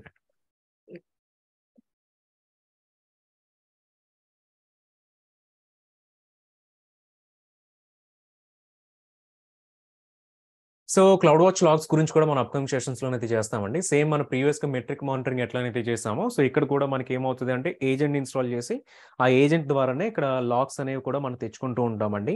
So AWS services అన్నిటికీ కూడా ఏ సర్వీసెస్ అయితే మీకు లాగ్స్ సపోర్ట్ చేస్తాయో ఆ సర్వీసెస్ అన్ని కూడా మీకు క్లౌడ్ వాచ్ లాగ్స్ తో బై డిఫాల్ట్ ఇంటిగ్రేట్ అయ్యే ఉన్నాయండి. ఇది మళ్ళీ మీరు సెపరేట్ గా మీరు లాగ్స్ ఏజెంట్ ఇన్స్టాల్ చేసి ఇవేం చేయక్కర్లేదు. వాటి ఎగ్జాంపుల్ చెప్పాలి అంటే VPC ఉందండి. VPCలో మీకు ఫ్లో లాగ్స్ అనేవి ఉంటాయి. ఇది అప్కమింగ్ సెషన్స్ లో మనం డెమోస్ చేస్తామండి. VPC ఫ్లో లాగ్స్ అనేటువంటి క్లౌడ్ వాచ్ లాగ్స్ డైరెక్ట్గా వచ్చేస్తుంది. మీరు అక్కడ ఏజెంట్ ఇన్స్టాల్ చేయక్కర్లేదండి. అండ్ క్లౌడ్ ట్రైల్ లాగ్స్ ఉన్నాయి. క్లౌడ్ ట్రైల్ లాగ్స్ గురించి ఇవాళ మనం ఎనేబుల్ చేసి ఇవాళ డెమో చేస్తామండి. సో ఇవి మన క్లౌడ్ ట్రైల్లోకి వెళ్తున్నప్పుడు అక్కడ ఏజెంట్ ఏమి ఇన్స్టాల్ చేయం, జస్ట్ సర్వీస్లోకి వెళ్ళి జస్ట్ ఎనేబుల్ చేసుకుంటాం అంతేనండి. ఎందుకంటే బై డిఫాల్ట్ ఇంటిగ్రేట్ అయి ఉంటాయి కాబట్టి ఆటోమేటిక్గా వచ్చేస్తాయి. కానీ ఇక్కడ క్లౌడ్ ట్రైల్ వచ్చి క్లౌడ్ వాచ్ కనెక్ట్ అవుతుంది కాబట్టి ఇక 2 సర్వీసెస్ కమ్యూనికేషన్ జరుగుతుందండి. క్లౌడ్ ట్రైల్ లాగ్స్ తీసుకొచ్చి క్లౌడ్ వాచ్లో స్టోర్ చేయాలి. కాబట్టి ఇక్కడ ఏమవుతుందండి, రోల్ అనేటువంటిది వస్తుంది. ఎందుకంటే ఒక సర్వీస్ వెళ్ళి వేరే సర్వీస్ని డిస్కస్ చేస్తుంది కదా. సో కాబట్టి ఇక్కడ రోల్ అనేటువంటిది కావాలంటే ఆ రోల్ పర్మిషన్ ఇస్తేనే మనకి క్లౌడ్ ట్రైల్ నుంచి క్లౌడ్ వాచ్లోకి అయితే వెళ్తుంది అనమాట. సో దాన్ని కూడా మనం డెమో చూద్దామండి. లేదా ఆన్ ప్రిమైజ్లో ఉన్నటువంటి లాగ్స్ని కూడా మీరు యాడ్ చేసుకోవచ్చు అండి. అవి కూడా మనకైతే ఎలా అవుతాయి. సో ఇక్కడ మీకు లాగ్ స్టోర్ చేసేదానికి లాగ్ గ్రూప్ అనేటువంటిది ఉంటుందండి. సో ఒక్కొక్క అప్లికేషన్ కూడా ఒక్కొక్క లాగ్ గ్రూప్ మీరు క్రియేట్ చేసుకోవచ్చు అనమాట. ఫర్ ఎగ్జాంపుల్ అప్లికేషన్ 1కి ఒక లాగ్ గ్రూప్, అప్లికేషన్ 2కి ఒక లాగ్ గ్రూప్ అట్లా క్రియేట్ చేసుకోవచ్చు అండి. అగైన్ ఈచ్ లాగ్ గ్రూప్ లోపల ఈచ్ అప్లికేషన్కి కూడా ఒక్కొక్క సర్వర్ ఉంటుంది కదండి. అట్లా ఒకటే సర్వర్ ఉండొచ్చు, మల్టిపుల్ సర్వర్స్ ఉండొచ్చు అండి. సో కాబట్టి ఒక్కొక్క సర్వర్కి కూడా ఒక్కొక్క కేటగిరైజేషన్ మనం చేసుకోవచ్చు యూజింగ్ ద లాగ్ స్ట్రీమ్స్ అనమాట. సో లాగ్ గ్రూప్ ఏమో ఎంటైర్ అప్లికేషన్ లెవెల్ అనుకోండి. లాగ్ స్ట్రీమ్ ఏంటి అని అంటే సర్వర్ 1, సర్వర్ 2, సర్వర్ 3 అట్లా సర్వర్ N. సో అట్లా ఒక్కొక్క సర్వర్కి ఒక్కొక్క లాగ్ స్ట్రీమ్ వస్తుంది అని అయితే మనం చూసుకోవచ్చు అనమాట. సో ఇట్లా మనకి లాగ్స్ అనేవి క్రియేట్ అవుతాయి. బట్ ఇవి ఆటోమేటిక్గా AWS సర్వీసెస్ అయితే కనుక లాగ్ స్ట్రీమ్స్ వచ్చేసి మీకు ఇట్లా సర్వర్ బేస్డ్ ఉండకుండా మీకు అవి ఆటోమేటిక్గా బేస్డ్ ఆన్ టైంని బట్టండి. ఎవ్రీ 5 మినిట్స్కి ఒక లాగ్ స్ట్రీమ్ క్రియేట్ చేస్తూ ఉంటుంది, లేదా ఎవ్రీ 10 మినిట్స్కి ఒక లాగ్ స్ట్రీమ్ క్రియేట్ చేస్తాం. అది డిపెండ్స్ ఆన్ AWS వాడు చేస్తూ ఉంటాడండి. క్లౌడ్ ట్రైల్ లాగ్స్ ఎనేబుల్ చేసినప్పుడు వీటిని అయితే చెక్ చేద్దాం. సో క్లౌడ్ ట్రైల్ లాగ్స్ గురించి కీ పాయింట్స్ ఏంటంటేనండి, క్లౌడ్ వాచ్కి సంబంధించి ఇట్స్ ఎ పబ్లిక్ సర్వీస్ అండి. సో కాబట్టి ఇక్కడ మనం ఎటువంటి VPC అవసరం లేదు, డైరెక్ట్గా దీన్ని మనం కన్సోల్ నుంచి క్రియేట్ చేసుకుని యూజ్ చేసుకోవచ్చు. ఇట్స్ ఎ రీజనల్ సర్వీస్ అండి. సో మీరు ఏ రీజియన్లో ఉంటే ఆ రీజియన్ రిలేటెడ్ మెట్రిక్స్ మాత్రం మీరు చెక్ చేసుకోగలుగుతారు. సో ఇక్కడ మీకు సబ్ టాపిక్స్ వచ్చేసి metrics, logs, events and alarms ఉంటాయి, డాష్ బోర్డ్స్ ఉంటాయి. సో మనం ఇక్కడ వచ్చేసి మెట్రిక్స్ చెక్ చేసాం, అలారమ్స్ చెక్ చేసాం, డాష్ బోర్డ్స్ అనేటువంటిది కూడా మనం ఇక్కడ చెక్ చేసామండి. వాళ్ళ డెమో వచ్చేసి లాగ్స్ అండ్ ఈవెంట్స్ గురించి అప్కమింగ్ లో మనం చెక్ చేస్తాం. అండ్ AWS రిలేటెడ్ లాగ్స్ వచ్చేసి ఇవాళ డెమో చేస్తామండి. అప్లికేషన్ రిలేటెడ్ లాగ్స్ వచ్చేసి అప్కమింగ్ సెషన్స్ లో మనం చూస్తాం అన్నమాట. So detail metrics or the default monitoring ఉంటుందండి. డీటెయిల్డ్ మానిటరింగ్ వచ్చేసి మీకు ఎవ్రీ 1 minute ఇంటర్వెల్ చేస్తుంది కాబట్టి మీకు అక్కడ ఎక్స్ట్రా ఛార్జెస్ అయితే వస్తాయి అనమాట. ఓకే, సో డిఫాల్ట్ మెట్రిక్స్ ఉంటాయి, కస్టమ్ మెట్రిక్స్ ఉంటాయి. డిఫాల్ట్ మెట్రిక్స్ మీకు ఏజెంట్ అవసరం లేదు, కస్టమ్ మెట్రిక్స్కి మీకు ఏజెంట్ కావాలండి. ఈవెన్ లాగ్స్ కూడా మీకు ఏజెంట్ అనేటువంటిది కావాల్సి వస్తుంది. So these are the key points from cloud watch అండి. ఈవెన్ ఎగ్జామినేషన్ పర్స్పెక్టివ్లో కూడా, సో రియల్ టైం పర్స్పెక్టివ్ కూడా మనకి ఇవే తెలుస్తుంది. లాగ్స్ గురించి కూడా మనం తెలుసుకుంటే కంప్లీట్గా క్లౌడ్ వాచ్ అనేటువంటి కంప్లీట్ అయినట్టు అండి. సో క్లౌడ్ ట్రయల్ గురించి చూద్దామండి. సో క్లౌడ్ ట్రయల్ అనేటువంటి బేసికల్ ఎందుకు యూస్ చేస్తామంటే యాక్టివిటీ మానిటరింగ్ అండి. రియల్ టైమ్ సినారియోస్ లో మన కంపెనీస్ లో చూసుకుంటే హండ్రెడ్స్ ఆఫ్ మెంబర్స్ కి సేమ్ AWS అకౌంట్ కి యాక్సెస్ ఉంటుందండి. ఈవెన్ నిన్న మన ఆర్గనైజేషన్ కాన్సెప్ట్ అనేది డిస్కస్ చేసామండి. ఒక ఆర్గనైజేషన్ లో తీసుకుంటే ఒక హండ్రెడ్స్ ఆఫ్ అకౌంట్స్ అన్ని ఉంటాయి. ఈ హండ్రెడ్స్ ఆఫ్ అకౌంట్స్ లో ఏ యూజర్ వెళ్ళి ఏ సర్వర్ క్రియేట్ చేస్తున్నాడు, ఏ యూజర్ వెళ్ళి ఏ S3 బకెట్ క్రియేట్ చేస్తున్నాడు, లేకపోతే నా కంపెనీ మీద ఎవరికో కోపం ఉందండి, సో నేను వాడికి శాలరీ ఇంక్రిమెంట్ చేయలేదో, లేకపోతే నా టీంలో నుంచి తీస్తానో, లేకపోతే వాడికి ఏదో ప్రాబ్లం ఉంది, వాడు ఏం చేశాడంటే ఒక పర్సనల్ గ్రడ్జ్ పెట్టుకుని మన కంపెనీ రిలేటెడ్ అప్లికేషన్ డౌన్ చేయడం కోసం ఏం చేశాడంటే ఒక EC2 లోపలికి వెళ్ళి EC2ని రిమూవ్ చేసేసాడు మన ఎంటైర్ అప్లికేషన్ ఉన్న, లేకపోతే ఒక S3 బకెట్లోకి వెళ్ళి మన డేటా అంతా ఒక బకెట్ని రిమూవ్ చేసేసాడు. సో ఈ కేసులో ఎవరు ఎగ్జాక్ట్గా ఆ పని చేశారు అన్నటువంటి ఐడెంటిఫికేషన్ మనకి ఎట్లా వస్తుంది అంటే క్లౌడ్ ట్రయల్ కంప్లీట్గా ఎవ్రీ యాక్టివిటీ అండి, మీరు క్రియేట్ చేయండి, డిలీట్ చేయండి, రూట్ అకౌంట్ నుంచి చేయండి, IAM యూజర్ నుంచి చేయండి, లేకపోతే IAM రోల్ నుంచి చేయండి, ఎక్కడి నుంచి మీరు చేసినానండి మీకు మొత్తం ఎవ్రీథింగ్ కూడా మీకు క్లౌడ్ ట్రయల్లోనైతే లాగ్ అవుతుంది అనమాట. సో కాబట్టి మీరు ఏ యాక్టివిటీ అనేటువంటిది పెర్ఫామ్ చేసినా కంప్లీట్గా లాగ్ అవుతుందండి. ఇది మీరు ఫర్ ఎగ్జాంపుల్ మీరు ఎక్కడి నుంచి అయినా చేయండి, అంటే CLI నుంచి కానీ, కన్సోల్ నుంచి కానీ, లేకపోతే STGS నుంచి కానీ, ప్రోగ్రామేటిక్గా కానీ, ఎట్లనైనా చేయండి, ఎలా చేసినా మీకు క్లౌడ్ ట్రయల్లో కంప్లీట్గా లాగ్ అవుతుంది. సో ఈ యాక్టివిటీ ఈ పర్టికులర్ టైంలో పెర్ఫామ్ చేశారు, ఏ యూజర్ పెర్ఫామ్ చేశాడు, ఏ IP నుంచి పెర్ఫామ్ చేశాడు అనేటువంటి డీటెయిల్స్ వచ్చేసి కంప్లీట్గా కనిపిస్తుందండి. సో ఇది బై డిఫాల్ట్ ఎవ్రీ AWS అకౌంట్లో కూడా బై డిఫాల్ట్ కూడా క్లౌడ్ ట్రయల్ అనేటువంటిది మీకు కంప్లీట్గా ఎనేబుల్ అయి ఉంటుందండి. అయితే వీడే మనం ఎనేబుల్ చేయమనుకుండా ఎనేబుల్ చేస్తున్నాడు కాబట్టి మీకు ఇక్కడ కాస్ట్ అనేటువంటిది ఉండదన్నమాట. సో క్లౌడ్ ట్రయల్ డిఫాల్ట్గా వచ్చేది ఫ్రీ అండి.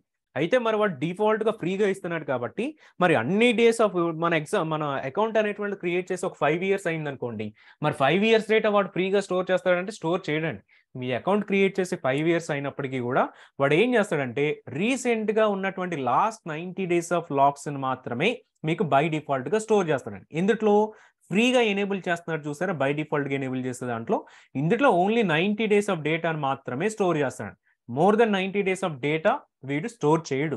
మీకు అంతకంటే 90 days కంటే ఎక్కువ అంటే ప్రీవియస్గా ఆ లాస్ట్ 4 months డేటా, లేకపోతే last 6 months data, last 1 year data కూడా మీకు కావాలి. మీ కంపెనీ రిలేటెడ్ పాలసీస్ ప్రకారం, సెక్యూరిటీ పాలసీస్ ప్రకారం, కాంప్లైన్స్ పాలసీస్ ప్రకారం మీకు కావాలి అనుకుంటే మీరేం చేస్తారంటేనండి కస్టమ్ ట్రయల్ అనేటువంటిది క్రియేట్ చేసుకుంటారు అనమాట.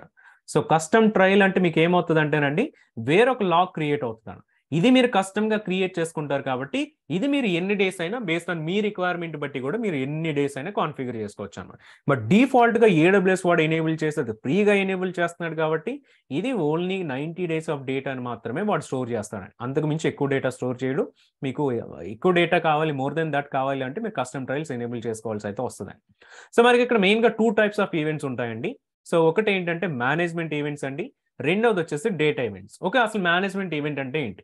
మేనేజ్మెంట్ ఈవెంట్ అంటే ఏంటంటేనండి ఒక రీసోర్స్ని మీరు క్రియేట్ చేసినా, ఒక రీసోర్స్ని డిలీట్ చేసినా, ఒక రీసోర్స్ని అప్డేట్ చేసినా which is called as management event. Here resource అంటే ఏంటంటే EC2 సర్వర్ కావచ్చు, S3 బకెట్ కావచ్చు, IAM యూజర్ కావచ్చు, VPC కావచ్చు, లేకపోతే సబ్నెట్ కావచ్చు, ఇవన్నీ కూడా మనకి రీసోర్సెస్ అని చెప్పేసి అయితే కాల్ చేసుకుంటాం. మరి డేటా ఈవెంట్స్ అంటే ఏంటి అని అంటే ఇప్పుడు S3 బకెట్ ఉందండి, S3 bucket is a resource, అది AWS లో క్రియేట్ చేస్తున్న రీసోర్స్ అని. కానీ S3 బకెట్ లో అప్లోడ్ చేసే ఫైల్ ఉంది చూసారా, this file is called as data అండి. Okay, so this is called as data అండి. బై డిఫాల్ట్ మీకు ఒక S3 బకెట్ లో ఫైల్స్ అప్లోడ్ చేసినా, ఫైల్స్ డౌన్లోడ్ చేసినా మీకు డేటా ఈవెంట్స్ అయితే లాగ్ అవ్వండి. ఓన్లీ మేనేజ్మెంట్ ఈవెంట్స్ మాత్రం మీకు 90 days లో సపోర్ట్ చేస్తుంది. ఈ డిఫాల్ట్గా ఎనేబుల్ అయ్యేటువంటి దాంట్లో ఓన్లీ మేనేజ్మెంట్ ఈవెంట్ వస్తుందండి, డేటా ఈవెంట్స్ రాదు. డేటా ఈవెంట్స్ అంటే మీకు S3 బకెట్లో ఫైల్స్ అప్లోడ్ చేసినా, డౌన్లోడ్ చేసినా, కాపీ చేసినా, మూవ్ చేసినా ఇవన్నీ వచ్చేవి ఏవైతే ఉంటాయో లాగ్స్ అన్ని కూడా మీకు డేటా ఈవెంట్స్లో వస్తాయి. మేనేజ్మెంట్ ఈవెంట్స్ అంటే ఏంటంటే ఒక రీసోర్స్ క్రియేట్ చేయడం, అప్డేట్ చేయడం, డిలీట్ చేయడం, మాడిఫై చేయడం, ఇంతవరకేనండి. So S3 bucket is considered as a resource అండి. బట్ S3 బకెట్ లోపల ఉన్నటువంటి ఫైల్స్ని ఏమంటామంటే మనం డేటా ఈవెంట్స్ అని చెప్పేసి అది కాల్ చేస్తామండి. సో ఇవి 2 types ఆఫ్ ఈవెంట్స్ ఉంటాయి. డేటా ఈవెంట్స్ ఎక్స్ప్లిసిట్గా మీకు కావాలంటే ఎనేబుల్ చేసుకోవచ్చు, బట్ డిఫాల్ట్గా మేనేజ్మెంట్ ఈవెంట్స్ ఒకటే వస్తుందండి. ఓకే, సో మీరు ఇక్కడ ట్రయల్స్ అనేటువంటిది అండి, సో డిఫాల్ట్ గా అన్ని రీజన్స్ లో కూడా మీకు 90 డేస్ ఈవెంట్స్ అయితే కనిపిస్తాయండి. సో దీన్ని ఏమంటామంటే మనం ఈవెంట్ హిస్టరీ అని చెప్పేసి అయితే కాల్ చేస్తామండి. లేదు ఎక్స్ప్లిసిట్ గా మనకి ఎక్కువ డేస్ ఆఫ్ లాక్స్ కావాలి, కస్టమ్ లాక్స్ కావాలి అనుకుంటే సో దెన్ అప్పుడు మనం కస్టమ్ ట్రయల్స్ అనేవి క్రియేట్ చేసుకోవాలని చెప్పుకున్నామండి. అయితే ఈ ట్రయల్స్ అనేటువంటిది మీరు ఒకే రీజన్ లో క్రియేట్ చేసుకోవచ్చండి, మల్టీ రీజన్ ట్రయల్స్ కూడా మీరు క్రియేట్ చేసుకోవచ్చండి. సో దీనివల్ల బెనిఫిట్ ఏంటంటే ఇప్పుడు మీకు కస్టమ్ ట్రయల్ కావాలనుకోండి, ముంబై రీజన్ యూస్ చేస్తున్నారని ముంబై రీజన్ లో ట్రయల్ క్రియేట్ చేసుకుంటే ఈ ఒక్క రీజన్ లోనే వస్తుందండి. కానీ కంపెనీ సెక్యూరిటీ పాలసీస్ ప్రకారం ఏం చేస్తారంటే మిగిలిన అన్ని రీజన్స్ లో కూడా ట్రయల్స్ అనేవి క్రియేట్ చేసుకుంటారు. సో ఏ రీజన్ లో ఎవరు ఏం యాక్టివిటీ పెర్ఫార్మ్ చేసినా మీకు అవి ఎక్కువ డేస్ అయితే స్టోర్ అయి ఉంటాయి కస్టమ్ ట్రయల్స్ లో. అయితే మనకి AWS లో తీసుకుంటే 30+ రీజన్స్ ఉన్నాయి. గ్లోబల్ ఇన్ఫ్రాస్ట్రక్చర్ గురించి డిస్కస్ చేసినప్పుడు వీటి గురించి డిస్కస్ చేస్తాం. సో 30+ రీజన్స్ ఉన్నప్పుడు ఒక్కొక్క రీజన్ లోకి వెళ్ళి నేను కాన్ఫిగర్ చేయాలంటే చాలా కష్టం అండి. అందు గురించి AWS వాడు ఏం చేస్తాడంటే మల్టీ రీజన్ అనేటువంటిది కూడా ప్రొవైడ్ చేస్తాడండి. సో ట్రయల్ క్రియేట్ చేసిన మీరు మల్టీ రీజన్ ఆప్షన్ కనుక సెలెక్ట్ చేసుకుంటే ఉన్నటువంటి 30+ రీజన్స్ లో కూడా వీడే క్రియేట్ చేసేస్తాడండి. ఇక్కడ ఇంకొక అడ్వాంటేజ్ ఏముందంటేనండి, మీకు ఒకవేళ మీ కంపెనీ కనుక ఆర్గనైజేషన్స్ ఎనేబుల్ చేసింది అనుకోండి, ఆర్గనైజేషన్స్ లో మీకు సో 2 కంపెనీస్ ఉండొచ్చు, 2 అకౌంట్స్ ఉండొచ్చు, 3 అకౌంట్స్ ఉండొచ్చు, 10 ఉండొచ్చు, 100 అకౌంట్స్ ఉండొచ్చు. ఎన్ని అకౌంట్స్ ఉన్నప్పటికీ కూడా ఈ అకౌంట్స్ అన్నిటిలో ఉన్నటువంటి అన్ని రీజన్స్ లో ఫర్ ఎగ్జాంపుల్ 20 అకౌంట్స్ ఉన్నాయి, 20 అకౌంట్స్ లో 30 రీజన్స్ ఉన్నాయి, 20 × 30 600 టైమ్స్ నేను కాన్ఫిగరేషన్ చేయాలండి. కానీ AWS వాడు ప్రొవైడ్ చేసేటువంటి బెనిఫిట్ వల్ల మల్టీ రీజన్ సెలెక్ట్ చేసుకోవచ్చు. మల్టీ రీజన్ తో పాటు ఆర్గనైజేషన్ లెవెల్ కూడా మనకి సెలెక్ట్ చేసినప్పుడు ఎన్నైతే ఆర్గనైజేషన్ అకౌంట్స్ అండ్ రీజన్స్ ఉన్నాయో అన్ని రీజన్స్ లో కూడా ట్రయల్స్ క్రియేట్ చేసేస్తాడండి. మరి ఆ ట్రయల్ లెవెల్ లాక్స్ అని ఎక్కడికి వస్తాయంటే సో ఏదైతే మీకు ఏ అకౌంట్ లో క్రౌడ్ ట్రయల్ ఎనేబుల్ చేస్తున్నారో ఆ అకౌంట్ లోనే మీకు ఆ లాక్స్ అన్ని కూడా క్రియేట్ అవుతాయి. సో ఎన్ని అకౌంట్స్ ఉన్నా అన్ని అకౌంట్స్ రిలేటెడ్ లాక్స్ అన్ని కూడా ఒకటే అకౌంట్ కి అయితే వచ్చేస్తాయి.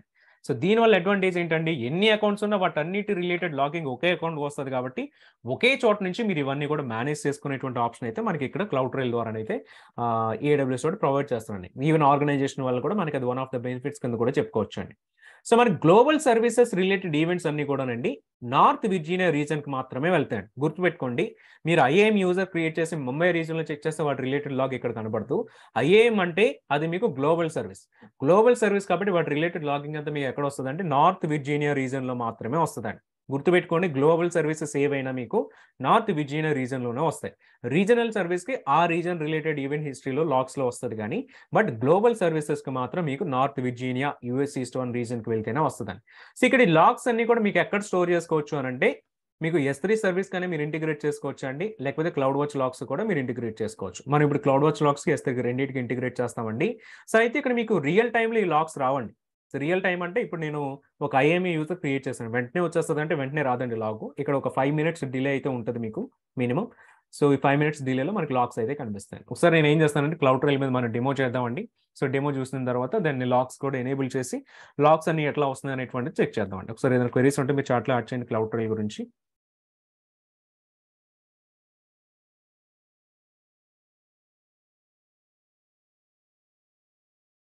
సో AWS కన్సోల్లో ఉన్నానండి, ముంబై రీజన్లో ఉన్నాను. ధరణి గారు హలో, చెప్పండి.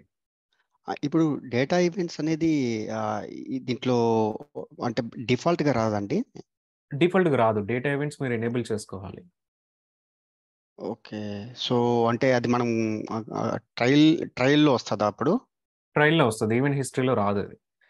అండ్ దానివల్ల మీకు ఎక్స్ట్రా ఛార్జెస్ కూడా ఉంటాయండి. ఎందుకంటే AWS వాడు ఎందుకలా పెట్టాడంటే ఒక S3 బకెట్ తీసుకున్నారనుకోండి, బకెట్ ఒకటే అయినప్పటికీ అందులో ఫైల్స్ అనేవి 1 ఫైల్ ఉండొచ్చు, 10 ఫైల్ ఉండొచ్చు, 1 million ఫైల్స్ ఉండొచ్చు. సో అట్లా తీసుకుంటే 1 crore ఫైల్స్ ఉండొచ్చు, ఎన్ని ఫైల్స్ అయినా ఉండొచ్చు అండి. అన్ని ఫైల్స్ యాడ్ చేస్తున్నప్పుడు ఎంత లాగ్ వాల్యూమ్ క్రియేట్ అవుతుందో ఒకసారి ఆలోచించండి. సో అందువల్ల ఏంటంటే వాడు డిఫాల్ట్గా క్రియేట్ చేయడని మీకు కావాలి అనుకుంటే మీరు అది ఎనేబుల్ చేసుకోవచ్చు అండి కస్టమర్. ఓకే ఓకే అండి. యా,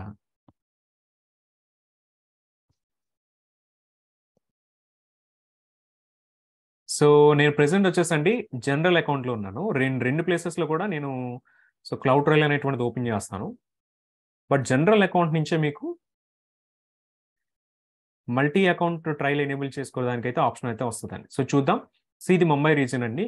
ఇక్కడ కస్టమ్ ట్రయల్ మనం క్రియేట్ చేసుకోవచ్చు, create a trial. So only ఒక మనకి సింగిల్ బకెట్ ట్రయల్ అయితే మనకి క్రియేట్ అవుతుంది, కస్టమ్ ట్రయల్ క్రియేట్ అయ్యేదానికి. సో ఈ trial can be created is a multi reason trial.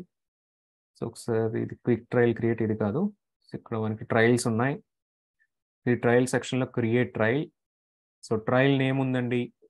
So ఇవన్నీ చెక్ చేద్దాం.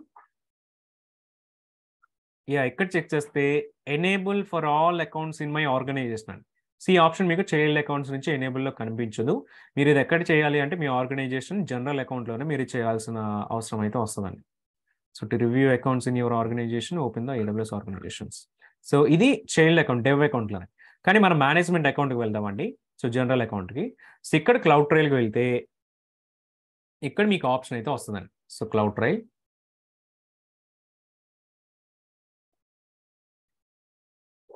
ఈవెంట్ హిస్టరీ అని చెప్పుకుంటాం కదండి, డిఫాల్ట్గా ఎనేబుల్ అయ్యేది ఇది ఈవెంట్ హిస్టరీ అని. ఈవెంట్ హిస్టరీలో మీకు ఏమేమి యాక్టివిటీస్ చేశారో ఆ యాక్టివిటీస్ అన్ని కూడా లాస్ట్ 90 డేస్కి సంబంధించినవన్నీ కూడా మీకు ఇక్కడ కనిపిస్తాయండి. సో ఇవన్నీ కూడా మనం ఎస్టర్డే చేసినప్పుడు ఆర్గనైజేషన్స్ యాక్టివిటీ పెర్ఫామ్ చేసాం కాబట్టి చూడండి, సర్వీస్ నేమ్స్ వచ్చేసి ఆర్గనైజేషన్ సర్వీస్ నేమ్స్ ఇవన్నీ కూడా కనిపిస్తున్నాయి. సేమ్ ఇక్కడ మీరు చెక్ చేస్తే నిన్న మనం పాలసీని అటాచ్ చేసాం. SCP పాలసీ, సర్వీస్ కంట్రోల్ పాలసీని పాలసీ క్రియేట్ చేసాం, పాలసీ డిలీట్ చేసాం. ఒకసారి ఇది ఓపెన్ చేసి చూపిస్తాను మీకు. సో చూడండి, ఏ యూజర్ పెర్ఫామ్ చేశాడు, రూట్ యూజర్ పెర్ఫామ్ చేశాడు, ఏ IP నుంచి పెర్ఫామ్ చేశాడు. సో ఇది నేను లాగిన్ అయ్యి ఉన్న IP అడ్రస్ అండి. అండ్ ఏ రీజన్లో పెర్ఫామ్ చేశాడు, యాక్సెస్ ID ఏంటి, ఆ ఈవెంట్ ID ఏంటి, సో వాళ్ళు చేసినటువంటి ఈవెంట్ నేమ్ ఏంటి, అంటే ఆ పర్మిషన్ ఇస్తున్నాం కదండి, ఆ పర్మిషన్ ఏంటి. సో ఈవెంట్ సోర్స్ అంటే ఏ సర్వీస్ పైన చేసాం, ఇవన్నీ కూడా కంప్లీట్గా లాగ్ అవుతుందండి. కింద మీకు JSON రిలేటెడ్ ఈవెంట్ కూడా వస్తుంది. MFA ద్వారా లాగిన్ అయి చేశారా, లాగిన్ అవ్వకుండా చేశారా. సో అట్లా చెక్ చేస్తే మనకి టోటల్ అన్నీ కనిపిస్తాయండి. సో సర్వీస్ కంట్రోల్ పాలసీ కనిపిస్తుంది, ఆర్గనైజేషన్ ID కనిపిస్తుంది, సో ఇవన్నీ కనిపిస్తాయి. అండ్ ఇప్పుడు మనం డెవ్ అకౌంట్లో చెక్ చేస్తానండి, డెవలప్మెంట్ అకౌంట్లో. సో ఇక్కడ కూడా ఈవెంట్ హిస్టరీకి వెళ్దాం. సో ఇప్పటిదాకా మనం క్లౌడ్ వాచ్ ఇవన్నీ కూడా క్రియేట్ చేసాం కదా. సో చూడండి, డిలీట్ డాష్ బోర్డ్స్ కనిపిస్తుంది, డిలీట్ అలారమ్స్ కనిపిస్తుంది, terminate instances, SSH public key, subscribe, put metric alarm, create topic, subscribe, put dashboards, ఇవన్నీ కూడా యాక్షన్స్ అండి, event actions. So delete dashboards చూద్దాం. ఎవరు డిలీట్ చేశారు, రూట్ అకౌంట్ డిలీట్ చేస్తుంది, ఏ user ఏ time చేశాడు, ఏ IP నుంచి చేశారు, ఇవన్నీ కూడా ఇక్కడ నుంచి మనం ఈజీగా కూడా ఇవన్నీ ఐడెంటిఫై చేయొచ్చు అనమాట. సో ఇది మీకు నార్త్ విర్జీనియా రీజన్లో, ముంబై రీజన్లో. ఒకసారి నార్త్ విర్జీనియా రీజన్కి వెళ్ళాను అనుకోండి, ఇక్కడ మీకు IAM రిలేటెడ్ అయినా లేకపోతే గ్లోబల్ సర్వీసెస్ రిలేటెడ్ లాగింగ్ అంతా కూడా మీకు ఇక్కడ కనిపిస్తుందండి. సో ఈవెంట్ హిస్టరీ, ఈవెంట్ హిస్టరీలో చెక్ చేస్తే మనకి క్రియేట్ రోల్ కనిపిస్తుంది, create policy, attach role policy, console login, ఎవరు కన్సోల్కి లాగిన్ అయినా మనకి ఇక్కడ కనిపిస్తుందండి. కన్సోల్ లాగిన్ ఫెయిల్ అయినా కనిపిస్తుందండి, ఎవరైనా ట్రై చేశారు లాగిన్ చేసేదానికి, ఫెయిల్ అయింది, సో అది కూడా మనకి ఇక్కడ లాగ్ అయితే వస్తుందండి. సో ఇట్లా మీరు చేసేటువంటి ఎవ్రీ యాక్టివిటీ కూడా మనకి ఇక్కడైతే క్లియర్గా కూడా కనిపిస్తుందండి. సో ఇది డెవలప్మెంట్ ఈవెంట్స్. బై డిఫాల్ట్ మీకు మేనేజ్మెంట్ ఈవెంట్స్ ఒకటే వస్తాయి. వీటిని మీరు ఫిల్టర్ చేయాలి అనుకున్నా, ఫర్ ఎగ్జాంపుల్ మీరు ఏదో ఒక యూజర్ నేమ్ మీద ఫిల్టర్ చేయాలనుకుంటున్నారండి, యూజర్ నేమ్ తీసుకుని ఆ యూజర్ నేమ్ ఇక్కడ యాడ్ చేస్తారు, వాటి రిలేటెడ్ ఫైండింగ్స్ అన్ని కూడా మీకు వస్తాయండి. లేదు ఒక పర్టికులర్ టైం నుంచే కనుక మీరు పెర్ఫామ్ చేయాలి అనుకుంటే, పర్టికులర్ ఈవెంట్ నుంచి మీరు పెర్ఫామ్ అంటే టైం స్టాంప్లో ఇక్కడ మీరు క్యాలెండర్ సెలెక్షన్ చేసుకోవచ్చు అండి. సో అబ్సల్యూట్ రేంజ్ తీసుకుంటే మీకు June 2 నుంచి ఎక్కడి వరకు వెళ్ళొచ్చు అంటే లాస్ట్గా మీకు, సో చూడండి ఇక్కడ నుంచి గ్రే అవుట్ అయిపోయిందండి, March 5 నుంచి మాత్రమే అవైలబుల్గా ఉంది. అంటే మేబీ ఇప్పటి నుంచి కూడా March 5 వరకు మీకు, లాస్ట్ March 5 వరకు 90 డేస్ అయి ఉంటుంది. సో అందు గురించి మీకు March 5 నుంచి మాత్రమే అవైలబుల్గా ఉందండి లాక్స్ అన్ని కూడా. సో అట్లా మీకు ఎప్పుడు కూడా లాస్ట్ 90 డేస్ ఆఫ్ లాక్స్ మాత్రమే మీకు ఇక్కడ అవైలబుల్గా ఉంటాయండి. మోర్ దెన్ దట్ మీకు ఈ డిఫాల్ట్గా కనపడేటువంటి UIలోనైతే మీకు అవైలబుల్గా ఉండవండి. సో ఓకే, సో ఇక్కడ ఒకసారి కస్టమ్ ట్రయల్ క్రియేట్ చేద్దామండి. సో ట్రయల్స్ 0 ట్రయల్స్ ఉన్నాయి, క్రియేట్ ట్రయల్ క్రియేట్ చేస్తున్నాను, trial name, so some demo trial. So చూడండి ఇక్కడ ఆప్షన్ అయితే ఎనేబుల్ అయింది, enable for all accounts in my organization, అన్ని రీజన్స్లో కూడా ఎనేబుల్ అయిపోతుంది. అండ్ ఇక్కడ మీరు ఆప్షన్ ఎనేబుల్ చేసినప్పుడు S3 బకెట్ ఇది క్రియేట్ అవుతుంది మీకు, మీరు లాగ్ స్టోర్ అయ్యేటువంటి బకెట్. సమ్ యూనిక్నెస్ కోసం ఏం చేస్తున్నారంటే AWS cloud trial logs and లాస్ట్లో సమ్ యూనిక్ ID అయితే యాడ్ చేస్తున్నాను. So to get the some uniqueness and again ఇక్కడ మీకు స్టోర్ అయ్యేటువంటి లోపల ఫోల్డర్స్ అండి, ఫోల్డర్స్ ఏ ఫోల్డర్లో స్టోర్ అవుతుంది అని అంటే ఈ ఫోల్డర్స్లో స్టోర్ అవుతుంది. మీరు ఇది ఎనేబుల్ చేయకపోతే చూడండి పాత్ తెలుగు ఉంది, అకౌంట్ ID ఒక్కటే వస్తుందండి, ఇది నా account ID, general account ID. కానీ మీరు ఎనేబుల్ చేశారనుకోండి ఇక్కడ పాత్ చేంజ్ అవుతుంది, ఇక్కడ ఒక ఎక్స్ట్రా టోకెన్ ఒకటి యాడ్ అవుతుంది. ఇదేంటంటే మీకు ఆర్గనైజేషన్ ID అండి, ఎవ్రీ ఆర్గనైజేషన్ కూడా ఒక ID అయితే ఉంటుంది, ఆర్గనైజేషన్ అయితే ఎనేబుల్ అవుతుంది. సో చూద్దాం, ఇక్కడ మీరు న్యూ బకెట్ క్రియేట్ చేసుకోవాలి, న్యూ బకెట్ క్రియేట్ చేసుకోవచ్చు, ఎగ్జిస్టింగ్ బకెట్ కావాలంటే ఎగ్జిస్ట్ బకెట్ కూడా మీరు పెట్టుకోవచ్చు అండి. బట్ న్యూ బకెట్ తీసుకుందాం. So log file KMS encryption, log files encryption మనం ఇంకా డిస్కస్ చేయలేదు కాబట్టి వీటిని అయితే రిమూవ్ చేసేస్తున్నాను. సో లాగ్ ఫైల్ వ్యాలిడేషన్ అండి. వ్యాలిడేషన్ ఎందుకు ఉపయోగపడుతుంది అంటే ఇప్పుడు లాగ్ ఫైల్స్ అయితే క్రియేట్ అయ్యాయి. ఈ లాగ్ ఫైల్స్లో ఎవరో మనకి మాన్యువల్గా కూడా డిలీట్ చేసే వాళ్ళు ఉంటారు కదండి, S3 నుంచి కానీ క్లౌడ్ వాచ్ నుంచి కానీ. సో ఎవరైనా డిలీట్ చేసినప్పుడు కూడా మనకి తెలియాలి అని అంటే లైక్ ట్యాంపర్ ప్రూఫ్ అనేటువంటిది ఉండాలి అని అంటే మీరు లాగ్ ఫైల్ వ్యాలిడేషన్ ఎనేబుల్ చేసుకోవచ్చు అండి. అందు గురించి మనకి ఇది హెల్ప్ అవుతుంది. క్లౌడ్ వాచ్ లాగ్స్ మీరు పుష్ చేసుకోవాలి అన్న క్లౌడ్ వాచ్ లాగ్స్ కూడా ఎనేబుల్ చేసుకోవచ్చు. ఇది ఆప్షనల్ అండి, but S3 is mandatory. Logs group వచ్చి మీకు ఇది ఆప్షనల్ అనమాట, బట్ ఇది మనం ఎనేబుల్ చేద్దాం. ఎనేబుల్ న్యూ గ్రూప్ తీసుకుందామండి. లాగ్ గ్రూప్ అని చెప్పుకున్నాం కదా, ఇది లాగ్ గ్రూప్ అయితే క్రియేట్ అవుతుంది. అండ్ రోల్ నేమ్ చెక్ చేస్తాం. మీకు న్యూ రోల్ క్రియేట్ చేయమంటే ఆటోమేటిక్గా ఒక రోల్ క్రియేట్ చేసుకుంటాడు వీడే. ఆ రోల్ నేమ్ ఒకటి ప్రొవైడ్ చేస్తే ఆటోమేటిక్గా వీడే క్రియేట్ చేసుకుంటాడండి. లేదా ఎగ్జిస్టింగ్ రోల్ మీరు సెలెక్ట్ చేస్తారంటే ఎగ్జిస్టింగ్ కూడా మీరు చూస్ చేసుకోవచ్చు. ఇట్లా రోల్ ఉంటేనే తప్ప క్లౌడ్ వాచ్లోకి వాడు డేటా పుష్ చేయలేడండి. సో అందు గురించి ఇక్కడైతే మనకి సో రోల్ అయితే ఉంది, జస్ట్ రోల్ నేమ్ యాడ్ చేద్దాం. So cloud trail role to push to logs. So just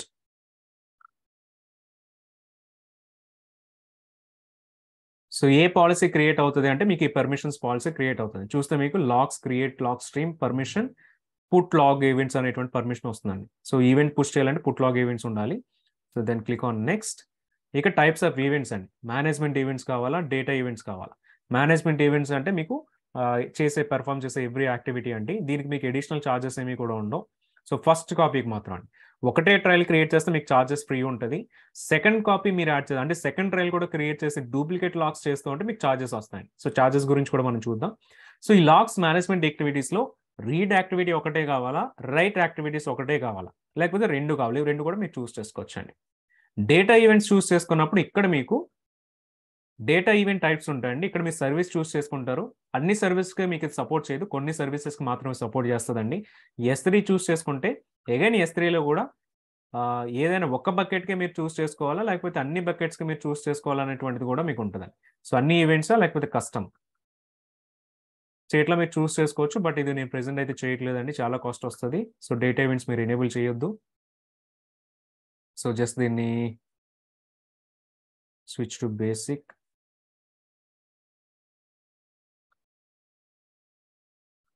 just దీన్ని డిసేబుల్ చేసేస్తున్నాను. సో నెక్స్ట్ ఇన్సైట్ ఈవెంట్స్ అండి. ఇన్సైట్ ఈవెంట్స్ వచ్చేసి మీకు ఏదైనా అన్యూజువల్ యాక్టివిటీ జరిగినా, ఏదైనా సమ్ ఎర్రర్స్ వచ్చినా, యూజర్ బిహేవియర్ రాంగ్గా ఉన్నా వాటిని ఐడెంటిఫై చేయడం కోసం ఇన్సైట్ ఈవెంట్స్ అయితే ఉంటుంది. ఇక్కడ కూడా మీకు ఆటోమేటిక్ నోటిఫికేషన్ అయితే వస్తుందండి. బట్ మన మేనేజ్మెంట్ ఈవెంట్స్ ఒకటి ఎనేబుల్ చేస్తాం. Let's click on next. Click on create trial. Second ఇక్కడ ట్రయల్స్ క్రియేట్ అవ్వడానికి వీటి లాగ్స్ రావడానికి ఒక 1-2 minutes టైం అయితే పడుతుంది. బట్ చూద్దామండి. సో ఇక్కడ చెక్ చేస్తే నేను ఈ ఒక్క ప్లేస్లోనే లాగ్స్ క్రియేట్ చేశానండి. సో కానీ నేను ఇప్పుడు ఏం చేస్తానంటే ఒకసారి వేరే అకౌంట్కి వెళ్తానండి. సో డెవ్ అకౌంట్కి వచ్చాను. డెవ్ అకౌంట్లో ట్రయల్స్కి వస్తే ఇక్కడ కూడా డెమో ట్రయల్ కనిపిస్తుందండి. సో ఎక్కడి నుంచి వచ్చింది అని అంటే సో చూడండి ఆర్గనైజేషనల్ ట్రయల్ చేస్తుంది. వేరే రీజన్కి వెళ్తాను, ముంబై రీజన్కి వెళ్తున్నాను. ముంబై రీజన్లో కూడా మనకి ట్రయల్ ఉంటుందండి. సో ఈ ట్రయల్స్ అన్ని ఎట్లా వచ్చినాయి అని అంటే ఇక్కడ మనం ఆర్గనైజేషన్ లెవెల్లో క్రియేట్ చేసినటువంటి ట్రయల్ని బట్టి అన్ని రీజన్స్లో ఆర్గనైజేషన్ ఎన్ని అకౌంట్స్ అయితే ఉన్నాయో అన్ని అకౌంట్స్లో కూడా ట్రయల్ అయితే క్రియేట్ అయింది. అన్ని అకౌంట్స్ రిలేటెడ్ ట్రయల్లో ఉన్నటువంటి డేటా కూడా మనకి ఈ ఒక్క S3 బకెట్గా వస్తుందండి. ఎందుకని ఈ ఒక్క S3 బకెట్గా వస్తుందో కూడా చూద్దాం. సో అంటే మనకి ఇక్కడ 4 డిఫరెంట్ అకౌంట్స్ నుంచి కూడా వస్తుంది కదండి. 3 అకౌంట్స్ ఉన్నాయి ఆర్గనైజేషన్లో. సో 3 అకౌంట్స్కి సంబంధించి ఒకటే S3 బకెట్కి డేటా ఎట్లా వస్తుంది ఒకసారి ఇక్కడ డేటా పబ్లిష్ అవుతుంది. ఐ మీన్ పర్మిషన్స్లో చెక్ చేద్దామండి ఏ పాలసీ యాడ్ చేశాడు అనేటువంటిది. చూస్తే మీకు కస్టమ్ పాలసీ ఒకటి యాడ్ అయిందండి.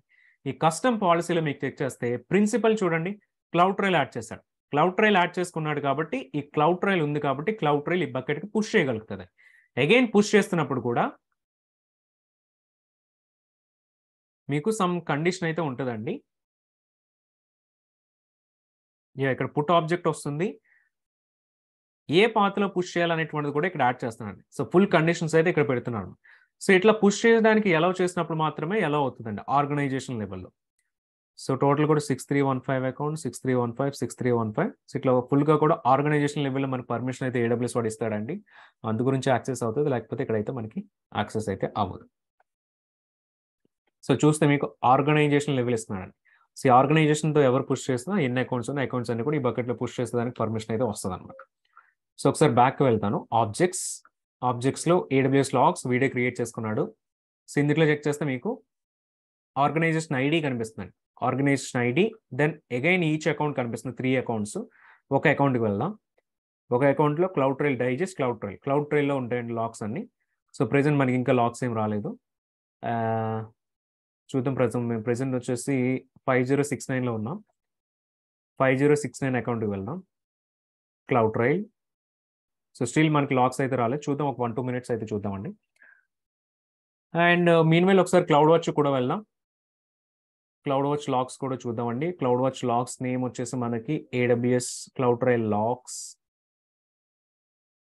నేమ్ కాపీ చేసుకుని మొత్తం AR అనేది. సో ఇందులోంచి నేమ్ ఒకటి కాపీ చేసుకోండి. CloudWatchలోకి వచ్చి లాగ్ గ్రూప్స్ ఉన్నాయి కదా, లాగ్ గ్రూప్స్లో జస్ట్ ఫిల్టర్ చేయండి. సో స్టిల్ మనకి ఇంకా లాగ్ అయితే క్రియేట్ అవ్వలేదు. సో ఎందుకంటే ఇంకా లాగ్స్ పుష్ చేయట్లేదు. ఒక 1-2 minutes టైం అయితే పడుతుంది. సో ఇన్ కేస్ ఏమైనా క్వెరీస్ ఉంటే మీన్వైల్ యాడ్ చేయండి. సో 1-2 minutes లాగ్ అయితే క్రియేట్ అవుతుంది. క్రియేట్ అయినప్పుడు ఒకసారి చెక్ చేద్దాం ఎట్లా క్రియేట్ అవుతుంది అని చెప్పేసి.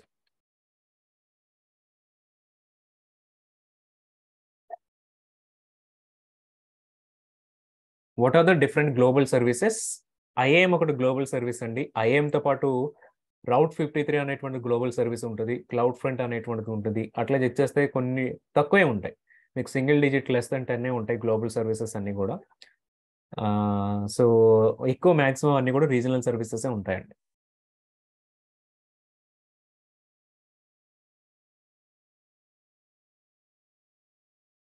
S3 బకెట్ ఒకసారి రిఫ్రెష్ చేద్దాం. CloudTrail. ఓకే.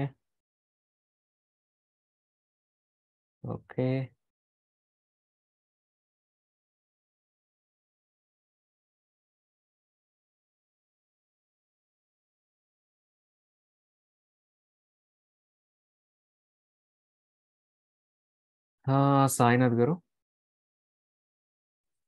యా అండి, ఇప్పుడు క్లౌడ్ వాచ్ మీరు యూస్ చేస్తున్నారు కదా, అంటే CloudTrail లో వచ్చే ఈ మన ఇప్పుడు బేసికలీ CloudTrail అనేది ఎవరు లాగిన్ చేస్తున్నారు ఏంటి అని మొత్తం ఇదంతా తీసుకుంటాము. అవునండి. క్లౌడ్ వాచ్ కి CloudTrail ఎట్లా కమ్యూనికేట్ అవుద్దా అనేసి ఒకసారి చెప్పగలుగుతారా? అది డిఫాల్ట్ AWS వాడే ఇంటిగ్రేషన్ ప్రొవైడ్ చేసేదండి. మనం ఏం చేసామంటే జస్ట్ CloudTrail క్రియేట్ చేస్తున్నప్పుడే ఇక్కడ కిందకి వస్తే మీకు CloudWatch లాగ్స్ ఉందండి. ఏంటంటే జస్ట్ ఎనేబుల్ చేసాం అంతేనండి. ఓకే. ఎనేబుల్ చేసినప్పుడు వీడే క్రియేట్ చేసుకుంటాడు. అదే నేను చెప్పింది ఏంటంటే AWS సర్వీసెస్ అన్నిటి కూడా డిఫాల్ట్ ఇంటిగ్రేషన్ వాడే ప్రొవైడ్ చేస్తారండి. సో మనం ఎక్స్ప్లిసిట్గా ఏజెంట్ ఇన్స్టాల్ చేయడం లేకపోతే మనం పుష్ చేయడం ఇవేం అక్కర్లే. జస్ట్ సెట్టింగ్ ఎనేబుల్ చేసుకుంటే సరిపోతుంది. ఆటోమేటిక్గా పుష్ చేసేస్తుందండి. ఓకే. సేమ్ S3 కూడా అంతేనండి. ఈవెన్ S3 బకెట్ కూడా మనం ఇక్కడ సెలెక్ట్ చేస్తున్నాం అంతే. మిగతాదంతా వాడే చేసుకుంటున్నాడు. ఓకే. అండ్ ఈ లాగ్స్ అన్ని కూడా మనకి S3 బకెట్ లో ఉంటాయి కదండి. బట్ అంటే మనకు కావాలంటే S3 బకెట్ లో చెక్ చేసుకోవచ్చు, ఆర్ ఎల్స్ క్లౌడ్ వాచ్ లో కూడా చెక్ చేసుకోవచ్చు కదా. 2 ప్లేసెస్లో చెక్ చేసుకోవచ్చు. అవునండి. కానీ ఒకటే డిఫరెన్స్ ఏంటంటే CloudTrail ఒక క్లౌడ్ వాచ్ అండ్ S3 అంటున్నారా మీరు? అవునవును, 2 ప్లేసెస్లో చెక్ చేసుకోవచ్చు. అవునండి. సో చూస్తే ఇప్పుడండి మనకి అకౌంట్ లోపల రీజన్స్ క్రియేట్ అయ్యాయండి. రీజన్స్ ఫోల్డర్స్లో మనం ట్రయల్ ఎక్కడ క్రియేట్ చేసాం? నార్త్ విర్జీనియా చేసాం కదా. సో నార్త్ విర్జీనియా US ఈస్ట్ 1కి వెళ్దామండి. ఇందులో US ఈస్ట్ 1. సో చూస్తే 2023-06-02 ఇదంతా డేట్ అండి. సో ఇందులో సమ్ 2-3 ఫైల్స్ అయితే కనిపిస్తున్నాయండి. నేను నా ఈ ఫైర్ ఫాక్స్ బ్రౌజర్లో వచ్చేసి నేను JSON గన్జిప్ అనేటువంటి ప్లగ్ఇన్ అయితే యాడ్ చేసుకున్నానండి. సో ఇది యాడ్ చేసుకోవడం వల్ల ఏమవుతుంది అని అంటే నేను ఇక్కడ నుంచి కూడా ఇవి జిప్ ఫార్మాట్లో ఉన్నప్పటికీ నేను ఓపెన్ అని క్లిక్ చేస్తే నాకు మొత్తం కంటెంట్ అంతా కూడా బ్రౌజర్లో కనిపిస్తుంది. మేబీ మీకు కనిపించకపోవచ్చు, మీకు ఫైల్ డౌన్లోడ్ అవుతుందండి. సరే, అది మీరు మీ సైడ్ నుంచి చెక్ చేయండి. సో చూస్తే లాగ్ రికార్డ్స్ అండి. మనకి ఎట్లనైతే CloudTrail కన్సోల్ ఏవైతే కనిపిస్తున్నాయో అవన్నీ కూడా మనకి ఇక్కడే కనిపిస్తున్నాయి. సో చూడండి, మనకి ఒక న్యూ బకెట్ క్రియేట్ అయింది. న్యూ బకెట్ ఎవరు క్రియేట్ చేస్తే రూట్ అకౌంట్ క్రియేట్ చేసినట్టు ఉంది. Event source S3, put bucket public access block. Okay, కానీ ఇది ఎవరు క్రియేట్ చేస్తారంటే యూజర్ ఏజెంట్. చూడండి, AWS CloudTrail దీన్ని క్రియేట్ చేశాడు. అందుగురించి CloudTrail S3 బకెట్ క్రియేట్ చేసుకుంది కాబట్టి CloudTrail అనేటువంటిది కనిపిస్తుందండి.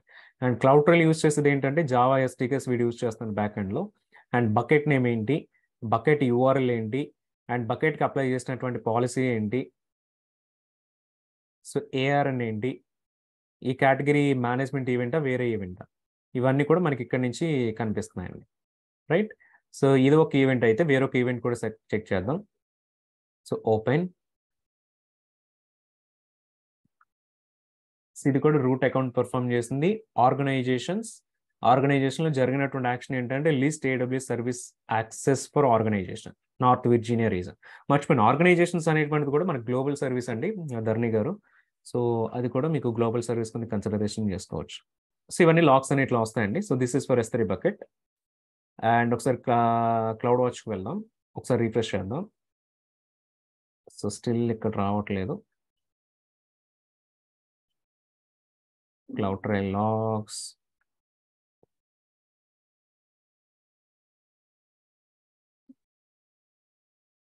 సో ఇవి కూడా కొంచెం టైం తీసుకుని అయితే మనకి పబ్లిష్ అవుతాయండి. ధరణి గారు, ఇప్పుడు మనం ఇక్కడ చూస్తున్న లాగ్స్ లైక్ CloudTrailలో అంటే మనం అంటే యాక్టివిటీ ఏం చేయలేదు కదండి. లైక్ ఇప్పుడు లైక్ మేబీ ఏం లాగ్స్ ఎగ్జాక్ట్గా చూపిస్తుంది. వెళ్ళాను, ఈ అకౌంట్కి వచ్చాను, రీఫ్రెష్ చేశాను, ఇది యాక్టివిటీయే కదండి. అదే ఈ లైక్ ఈ యాక్టివిటీ ఓకే. బట్ అంటే రిసోర్స్ మనం యాక్సెస్ చేసినాము, సో అటువంటివి API కాల్స్ లాగా వస్తాయి కదా. సో అంటే నేను మన ఇక్కడ రిసోర్స్ అంటే EC2 కాకుండా ఈ రిసోర్సెస్ని యాక్సెస్ చేసి చూపిస్తాను. లైక్ ఆర్గ్ చూపించాను ఇంతకుముందు, ఆర్గనైజేషన్లో లిస్ట్ చేసామనేసి. అంటే అదే ఆ లెవెల్లోనే చూపిస్తుంది కానీ వేరేది చూపించడం లేదు కదా ఇక్కడ. అంటే మనం ప్రెసెంట్ యాక్టివిటీస్ ఇంకా ఏం యాక్టివిటీ పెర్ఫామ్ చేయలేదు కదా. అదే ఏంటంటే జస్ట్ ట్రయల్స్ లో రీఫ్రెష్ చేస్తాం, ట్రయల్స్ క్రియేట్ చేస్తాం, ఈ పేజ్ రీఫ్రెష్ చేస్తాం తప్ప అంతకుమించి మనం యాక్టివిటీ ఏం పెర్ఫామ్ చేయలేదు కదండి. బట్ ఇప్పటి నుంచి కూడా మీరు చేసే ఎవ్రీ యాక్టివిటీ కూడా మీకు లాగ్స్ లో వస్తుంది అనమాట. ఇప్పుడు S3 బకెట్ లో చెక్ చేస్తే మీకు 3 లాగ్స్ క్రియేట్ అయ్యాయి. మళ్ళీ రిఫ్రెష్ చేద్దాం. సో 3 లాగ్స్ ఉన్నాయి. ఒకసారి బయటకు వద్దాం. ఇది మీకు ప్రెసెంట్ అకౌంట్ లో. వేరే అకౌంట్కి వెళ్దాం. వేరే అకౌంట్లో ఏం క్రియేట్ అయినాయో. సో ఇక్కడ నార్త్ విర్జీనియాలో క్రియేట్ అయినాయి. 2023 6th month 2nd డేట్లో ఈ లాగ్స్ క్రియేట్ అయ్యాయి. మనం ఏం యాక్టివిటీ పెర్ఫామ్ చేస్తాం అవే లాగ్స్ లో వస్తాయండి.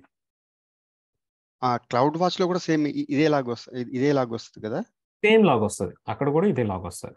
కానీ బేస్డ్ ఆన్ మీ రిక్వైర్మెంట్ బట్టి S3లో స్టోర్ చేసుకోవాలా, క్లౌడ్ వాచ్లో స్టోర్ చేసుకోవాలనేటువంటి దాన్ని బట్టి మీరు డిఫరెన్షియేట్ చేసుకొని మీరు మీ నీడ్ అండ్ రిక్వైర్మెంట్ బట్టి కూడా అదే ఎనేబుల్ చేసుకోవాలి, ఇదే ఎనేబుల్ చేసుకోవాలి అనేటువంటి చూస్తారండి. ఓకే. సో ఇది క్లౌడ్ వాచ్ కానీ S3 కానీ ఫ్రీ అండి CloudTrailలో? ఎక్కడ మీకు ఫ్రీ అనేటువంటిది ఏమీ ఉండదు. So AWS CloudTrail, so nothing is free. Just event history ఒక్కటే ఫ్రీ అండి. So AWS CloudTrail pricing. So pricing పేజ్లో కిందకి వస్తానండి. మీకు ఫ్రీ టైర్లో వచ్చేది ఏంటి అని అంటే ఈవెంట్ హిస్టరీ మీకు ఫ్రీ టైర్లో వస్తుంది, 90 days ఆఫ్ హిస్టరీ వస్తుంది.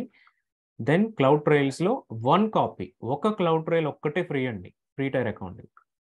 ఫ్రీ టైర్ అకౌంట్ అయిపోయింది అని అంటే దెన్ మీకు ఛార్జెస్ వచ్చేస్తాయి. సో చూడండి ట్రయల్లో ఫస్ట్ కాపీ ఇక్కడ కూడా మీకు ఫస్ట్ కాపీ ఫ్రీ ఉంటుంది కస్టమ్గా కూడా.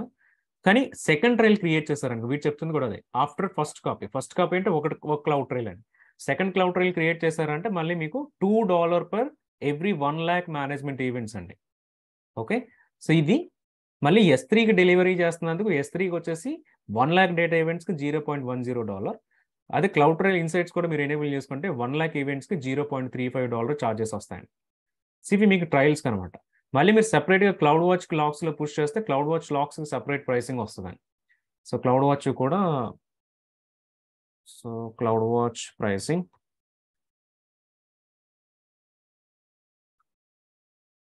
సో క్లౌడ్ వాచ్లో కూడా పెయిడ్ టైర్లో చెక్ చేద్దాం. లాగ్స్ వచ్చేసి ఏ రీజియన్లో మీరు క్రియేట్ చేస్తారో ఆ రీజియన్. సో చూడండి లాగ్స్ డేటా పుష్ చేసినందుకు per GB, డేటా స్టోర్ చేసినందుకు per GB. ఒకవేళ మీరు ఏదైనా ఎనాలిసిస్ క్వెరీస్ రన్ చేస్తే ఆ క్వెరీస్కి సో ఛార్జెస్ అయితే సెపరేట్గా ఉంటాయి. సో ఎవ్రీథింగ్ ఇస్ ప్రతి దానికి ఛార్జెస్ అయితే ఉంటాయి. మామూలుగా ప్రైజింగ్ చెక్ చేసేటప్పుడు మనము రీజియన్ బట్టి చెక్ చేయాలండి, లైక్ డాక్యుమెంటేషన్లో? అవునండి, కాస్ట్ మనకి రీజియన్ బై ఉంటుంది కాబట్టి రీజియన్ బట్టినే మనం చెక్ చేయాల్సి వస్తుంది. ఓకే. అదే 1 కాపీ అన్నారు కదా, 1 కాపీ అంటే క్లౌడ్ ట్రైల్లో లైక్ అంటే ఒక 1 కాన్ఫిగరేషన్. కాపీ అంటే మీరు ఒక ట్రయల్ క్రియేట్ చేస్తే ఒక లాగ్ ఓకే ఒక లాగ్ డెలివరీ అవుతుందండి. మళ్ళీ ఇదే మీరు సెపరేట్ ట్రయల్ కూడా క్రియేట్ చేశారనుకోండి, సో ఇది మీకు డూప్లికేట్ ట్రయల్ అవుతుంది అనమాట. ఎందుకంటే ఆల్రెడీ మీరు అక్కడ మేనేజ్మెంట్ ఈవెంట్స్ ఎనేబుల్ చేశారు, మళ్ళీ వేరే ట్రయల్ క్రియేట్ చేసి వేరే మేనేజ్మెంట్ ఈవెంట్ ఎనేబుల్ చేస్తే ఇది సెకండ్ కాపీ అవుతుందండి. సో దిస్ కాపీ మీకు ఛార్జెస్ వస్తాయి అనమాట. మేనేజ్మెంట్ కాకుండా నేను డేటా చేశానంటే అది సపరేట్ కాపీ కిందకి వెళ్తుందా? ఒకవేళ మీరు management events first cloud trial పెట్టుకొని సెకండ్ క్లౌడ్ ట్రయల్లో మీరు డేటా ఈవెంట్స్ డేటా పెట్టుకుంటే అవి మీకు సెపరేట్ కాపీస్ అవుతాయండి. సో డూప్లికేట్ కాపీస్ అవ్వవు అట్లా చేసుకుంటే. ఓకే, సేమ్ డే క్రియేట్ చేస్తే అప్పుడు అవుతుంది. సేమ్ లాగ్స్ క్రియేట్ చేస్తే డూప్లికేట్ అవుతుందండి, అప్పుడు ఛార్జెస్ వస్తాయి, ఎక్స్ట్రా ఛార్జెస్ వస్తాయి. సో దాంట్లో మనం ఇప్పుడు ఫర్ ఎగ్జాంపుల్ నేను మేబీ ఒక రీజన్ పెట్టుకోవచ్చు కదా, సో అప్పుడు ఇంకొక మేనేజ్మెంట్ క్రియేట్ చేసి ఇంకో రీజన్ పెట్టినా కానీ అది డూప్లికేట్ కిందకి వస్తుందా? ఇక్కడ మనం గ్లోబల్ అన్ని రీజన్స్ కి కలిపి క్రియేట్ చేస్తాం కదండి. ఇది ఓకే మీకు రీజన్ బేస్డ్ ఛార్జెస్ ఉంటాయి ఇక్కడ కూడా. Okay okay. So actually cloud watch వచ్చేసి మనం డెవలప్మెంట్ అకౌంట్లో చెక్ చేస్తామండి, అందు గురించి లాగ్స్ కనిపించడం లేదు. ఒకసారి నేను జనరల్ అకౌంట్లోనే చెక్ చేస్తున్నాను. సో జనరల్ అకౌంట్లో నార్త్ విర్జీనియా రీజియన్లో ఇక్కడ లాగ్స్లో లాగ్ గ్రూప్స్,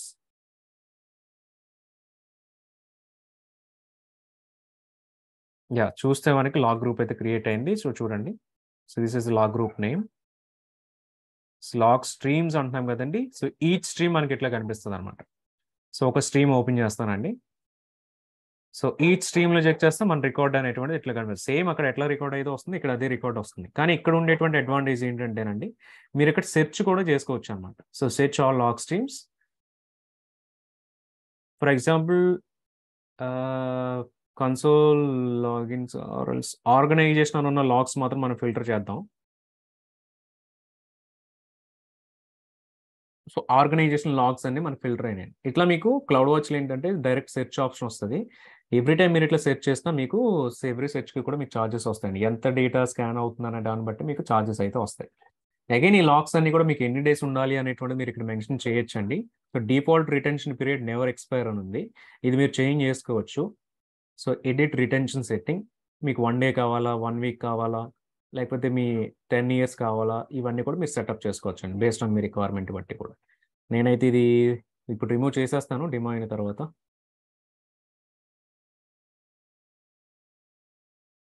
సో మనం సెర్చ్ చేసి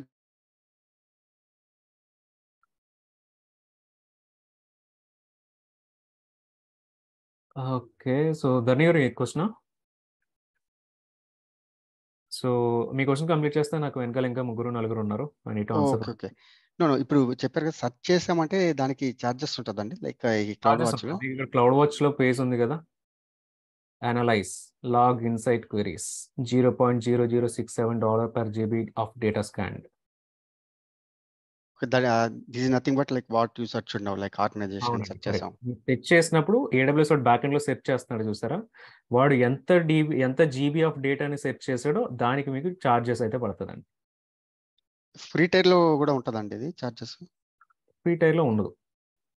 ఫ్రీ టైర్ మీరు ఇక్కడ చెక్ చేయొచ్చు. Data scan by log insights 5 GB వరకు మీకు ఫ్రీ ఉంది. Okay okay, thanks. Okay, Shravani గారు. హాయ్ అండి. నార్మల్గా మనం రోల్ కాన్సెప్ట్ మాట్లాడుకున్నప్పుడు, ఇప్పుడు మీరు ట్రైల్ క్రియేట్ చేసినప్పుడు మనం క్లౌడ్ వాచ్ తో ఇంటిగ్రేట్ చేసాము అండ్ ఈవెన్ స్టోరేజ్ కి S3 యూజ్ చేసాం. బట్ రోల్ క్రియేషన్ ఓన్లీ మనం క్లౌడ్ వాచ్ కే చేసాం. సో నా క్వశ్చన్ బిగ్ జనరిక్ అండి, అంటే రోల్ అంటే ఇక్కడ మనకి 3 సర్వీసెస్ ఉన్నాయి, బట్ మనం రోల్ క్లౌడ్ వాచ్ కి మాత్రమే క్రియేట్ చేసాం. సో జనరిక్ గా లైక్ ఏ సర్వీసెస్ కి రోల్ అవసరం అవుతుంది, వేటికి అవసరం లేదు? మేబీ నా అండర్స్టాండింగ్ ఏంటంటే, ఇప్పుడు EC2 VPC తీసుకున్నాం అనుకోండి, అవి మీకు కంబైన్డ్ గానే వస్తాయి. సో అక్కడ రోల్ కాన్సెప్ట్ ఉండదు. సో ఇక్కడ కూడా స్టోరేజ్ అనేది డెఫినెట్ కాబట్టి, ఆల్రెడీ అది ఇంటిగ్రేట్ అయ్యి వస్తుంది కాబట్టి మనకి రోల్ అనేది ఉండదు. సో కరెక్టేనా అండి నా అండర్స్టాండింగ్? అంటే కరెక్టే, అంటే కొంచెం కరెక్టేనండి. సో బేసికల్లీ మనకి నిన్న సర్వీస్ లింక్డ్ రోల్స్ అనేవి ఒకటి చెక్ చేసామండి. ఓకే, ఇక్కడ మీకు wherever it is possible AWS వాడికి వాడే సర్వీస్ లింక్డ్ రోల్స్ క్రియేట్ చేసేసుకుంటాడండి. సో ఇక్కడ మనం ఓకే. ఏం చేస్తామంటే డిఫాల్ట్గా క్లౌడ్ ట్రయల్కి S3 అనేటువంటిది వాడే యాడ్ చేస్తున్నాడు.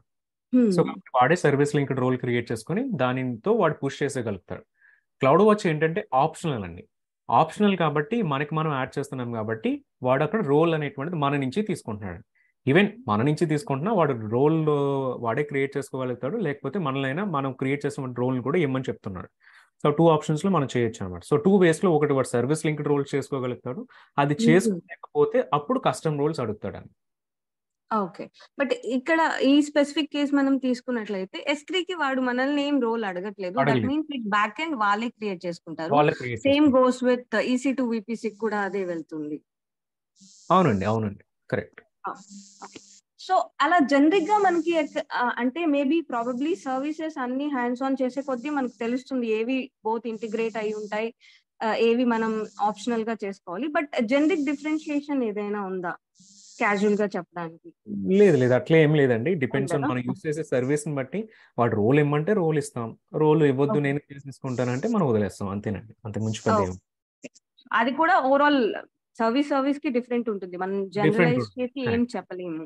కరెక్ట్ అవి కేటగరీస్ చేసి 200 సర్వీసెస్లో మనం వాటిని గుర్తుపెట్టుకోవాల్సిన అవసరం ఏమీ ఉండదండి. మనం చేసేటప్పుడు టాస్క్ చేసేటప్పుడు మాత్రం రిక్వైర్మెంట్ ఉంటే ఇస్తాం, లేకపోతే లేదండి. అండ్ బ్యాక్ ఎండ్ కూడా అది ఎక్కడ రిఫ్లెక్ట్ అంటే మనకి విజువలైజ్ అయ్యేలాగా ఎక్కడ అది రిఫ్లెక్ట్ అవ్వదు, ఏ రోల్ క్రియేట్ అయింది వాటికి అనేసి. ఐఎం రోల్స్లో కనిపిస్తుంది మీకు. Okay. But by default A 2 services integrate అవుతున్నా ఎయిదర్ అది బ్యాక్ ఎండ్ డిఫాల్ట్ పాలసీ అయినా మనం క్రియేట్ చేసే పాలసీ అయినా ఏదో ఒక పాలసీ అయితే ఉండాలి ఎనీ 2 సర్వీసెస్ కి. కరెక్ట్ రోల్స్ ఎనీ ఉండాలండి. రోల్స్ ఉండాలి. సారీ. షూర్. థ్యాంక్ యూ అండి. ఓకేనండి. సో వన్స్ డెమో కంప్లీట్ చేసిన తర్వాత మీరు ఇది రిమూవ్ చేసేసేయండి, లేదంటే మీకు ఛార్జెస్ వస్తాయి. సో మళ్ళీ మీరు ఏ అకౌంట్లో ఏ రీజన్లో అయితే క్రియేట్ చేశారో అదే రీజన్ నుంచి మీరు డిలీట్ చేసేస్తే మొత్తం ఆర్గనైజేషన్ లెవెల్లో కూడా డిలీట్ చేసేస్తాడండి. So let's click on delete. So ఇది ఇక్కడే కాదు, మొత్తం ఒకసారి ఇక్కడ కూడా చెక్ చేద్దాం. సో ఈవెన్ డెవలప్మెంట్ అకౌంట్లో కూడా ఇది డిలీట్ అయిపోయింది, ఇక్కడ కూడా డిలీట్ అయిపోయింది. అట్లా మీకు అన్ని రీజన్స్లో కూడా డిలీట్ అయిపోతాయండి. సో డిలీట్ చేసిన తర్వాత ఏం చేస్తారంటే క్లౌడ్ వాచ్లోకి వచ్చి క్లౌడ్ వాచ్లో కూడా లాగ్స్ గ్రూప్లో ఏదైతే లాగ్ గ్రూప్ మీకు క్రియేట్ అయిందో దీనిని కూడా డిలీట్ చేసేయండి. సో ఎందుకంటే ఇప్పుడు మీకు సమ్ లాగ్స్ క్రియేట్ అయినాయి కదా, సో అది మీకు ఎంతో కొంత ఎంబీ, సో జీబీస్ ఏం స్టోర్ చేయదు కానీ ఎంతో కొంత ఎంబీ మీకు స్టోర్ చేసి ఉంటుంది. సో ఈవెన్ అది కూడా ఎందుకు వాటిని కూడా రిమూవ్ చేసేయండి. సో ఎక్స్ట్రా లాగ్ గ్రూప్స్ ఏమైనా వాటిని కూడా మీరు రిమూవ్ చేసేసుకోండి మీ అకౌంట్లో. So just to save your free trial limits అండి. సో అట్లా మనకి హెల్ప్ అవుతుంది. విజయ్ భాస్కర్ గారు. హాయ్ రాకేష్. హాయ్ చెప్పండి.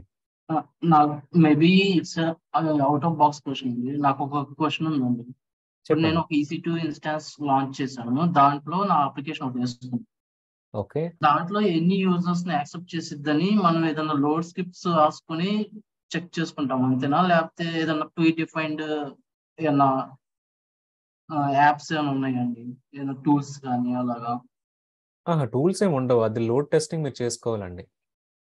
ఒక లోడ్ టెస్ట్ చేసుకుంటాం అంతే. అవును, లోడ్ టెస్ట్ చేసుకుంటేనే మీకు దాని కెపాసిటీ తెలుసు. ఫర్ ఎగ్జాంపుల్ మీకు ఒక 1 lakh కస్టమర్స్ ఉన్నారనుకోండి. సో 1 lakh కస్టమర్స్కి మీరు క్రియేట్ చేసేటువంటి సర్వర్ హ్యాండిల్ చేస్తుందా లేదా అనేటువంటిది ఫస్ట్ మీరు లోడ్ టెస్టింగ్ చేసుకుంటారు. ఒకవేళ లోడ్ టెస్టింగ్లో మీకు ఫెయిల్ అయింది అనుకోండి, సర్వర్ కెపాసిటీ పెంచుకొని మళ్ళీ లోడ్ టెస్టింగ్ చేస్తారండి. సో అట్లా చేయడమే తప్ప దానికి వేరే డైరెక్ట్గా ఇచ్చేటువంటి టూల్స్ ఏమి కూడా ఉండవండి. But on generic notation solution architects ఉంటారు కదా, వాళ్ళు వీటిని ఐడెంటిఫై చేసి చెప్తారు మినిమం ఎంత కావాలని. బట్ మినిమం అంత తీసుకున్నప్పటికీ కూడా తర్వాత మళ్ళీ లోడ్ టెస్టింగ్ అనేటువంటి పెర్ఫామ్ చేస్తారండి. మేము ఈచ్ టైం ఈ కేసులోనే ఫెయిల్ అవుతున్నాం. ప్రతిసారి లోడ్ టెస్ట్ చేసుకోవడం ఆ సర్వర్ కెపాసిటీతో లాంచ్ చేస్తున్నాము, కానీ కస్టమర్స్ ఇంక్రీజ్ అవడం వల్ల మళ్ళీ సర్వర్ డౌన్ అవుతుంది, మళ్ళీ లోడ్ పెంచుకోవడం ప్రతిసారి అంత అవుతుంది. ఆటో స్కేలింగ్ పెట్టుకోలేదా మీరు? అంటే మేము సర్వర్స్ మేము మెయింటైన్ చేయమండి, అడోబ్ వాళ్ళు మెయింటైన్ చేస్తారు.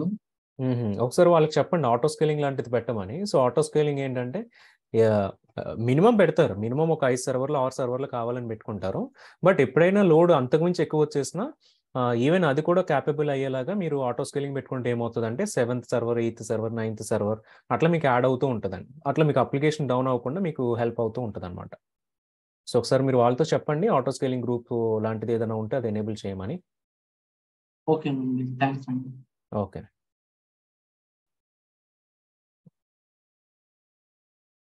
సాయినాథ్ గారు మళ్ళీ క్వశ్చన్ ఉందా మీకు? యా అండి. యా ఇప్పుడు మనకి డేటా ఈవెంట్స్ లో లైక్ అంటే ఏం స్టోర్ అవుతా అంటే స్టోర్ ఇన్ ద సెన్స్ అంటే మనకి ఏం ట్రాక్ అయిందంటే ఇదే కదండి, లైక్ ఏ యూజర్ ఏ ఫైల్ డిలీట్ చేశాడు. S3 తీసుకుంటే ఏ ఫైల్స్ అప్లోడ్ చేశారు, ఏ ఫైల్స్ డౌన్లోడ్ చేశారు, వాటి పర్మిషన్స్ చేంజ్ చేశారా లేదా, ఇవన్నీ కూడా మీకు S3కి సంబంధించి వస్తుందండి. అదే మీకు డేటా ఈవెంట్స్కి వేరే సర్వీసెస్ కూడా సపోర్ట్ చేస్తుంది కదా. ఫర్ ఎగ్జాంపుల్ లాంబ్డా అనేటువంటి దాంట్లో కూడా డేటా ఈవెంట్ సపోర్ట్ చేస్తుంది. అక్కడ ఏంటంటే లాంబ్డా అప్డేట్ చేశారా, ఐ మీన్ అందులో కోడ్ అప్డేట్ చేశారా, ఎవరు యాక్సెస్ చేస్తారు, ఇవన్నీ అంటే సర్వీస్ వైజ్ లాక్స్ అన్ని చేంజ్ అవుతూ ఉంటాయి డేటా ఈవెంట్స్ అని. ఓకే ఓకే, అంటే ఓన్లీ డేటా పరంగా మాత్రమే చూసుకుంటుంది అదంతా. డేటా పరంగా అవునండి. రీసోర్స్ క్రియేషన్ డిలీషన్ అది అందులో రాదు, అవన్నీ మీకు మేనేజ్మెంట్ ఈవెంట్లో కవర్ అయిపోతాయి.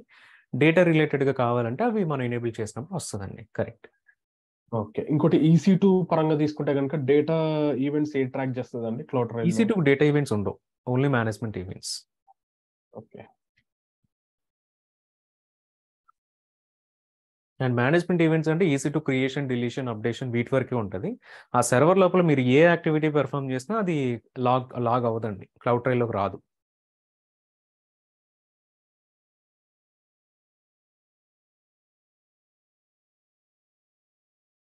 సో ఓకేనండి. So that is all for today. So will connect again in the Monday session అండి. Thank you all.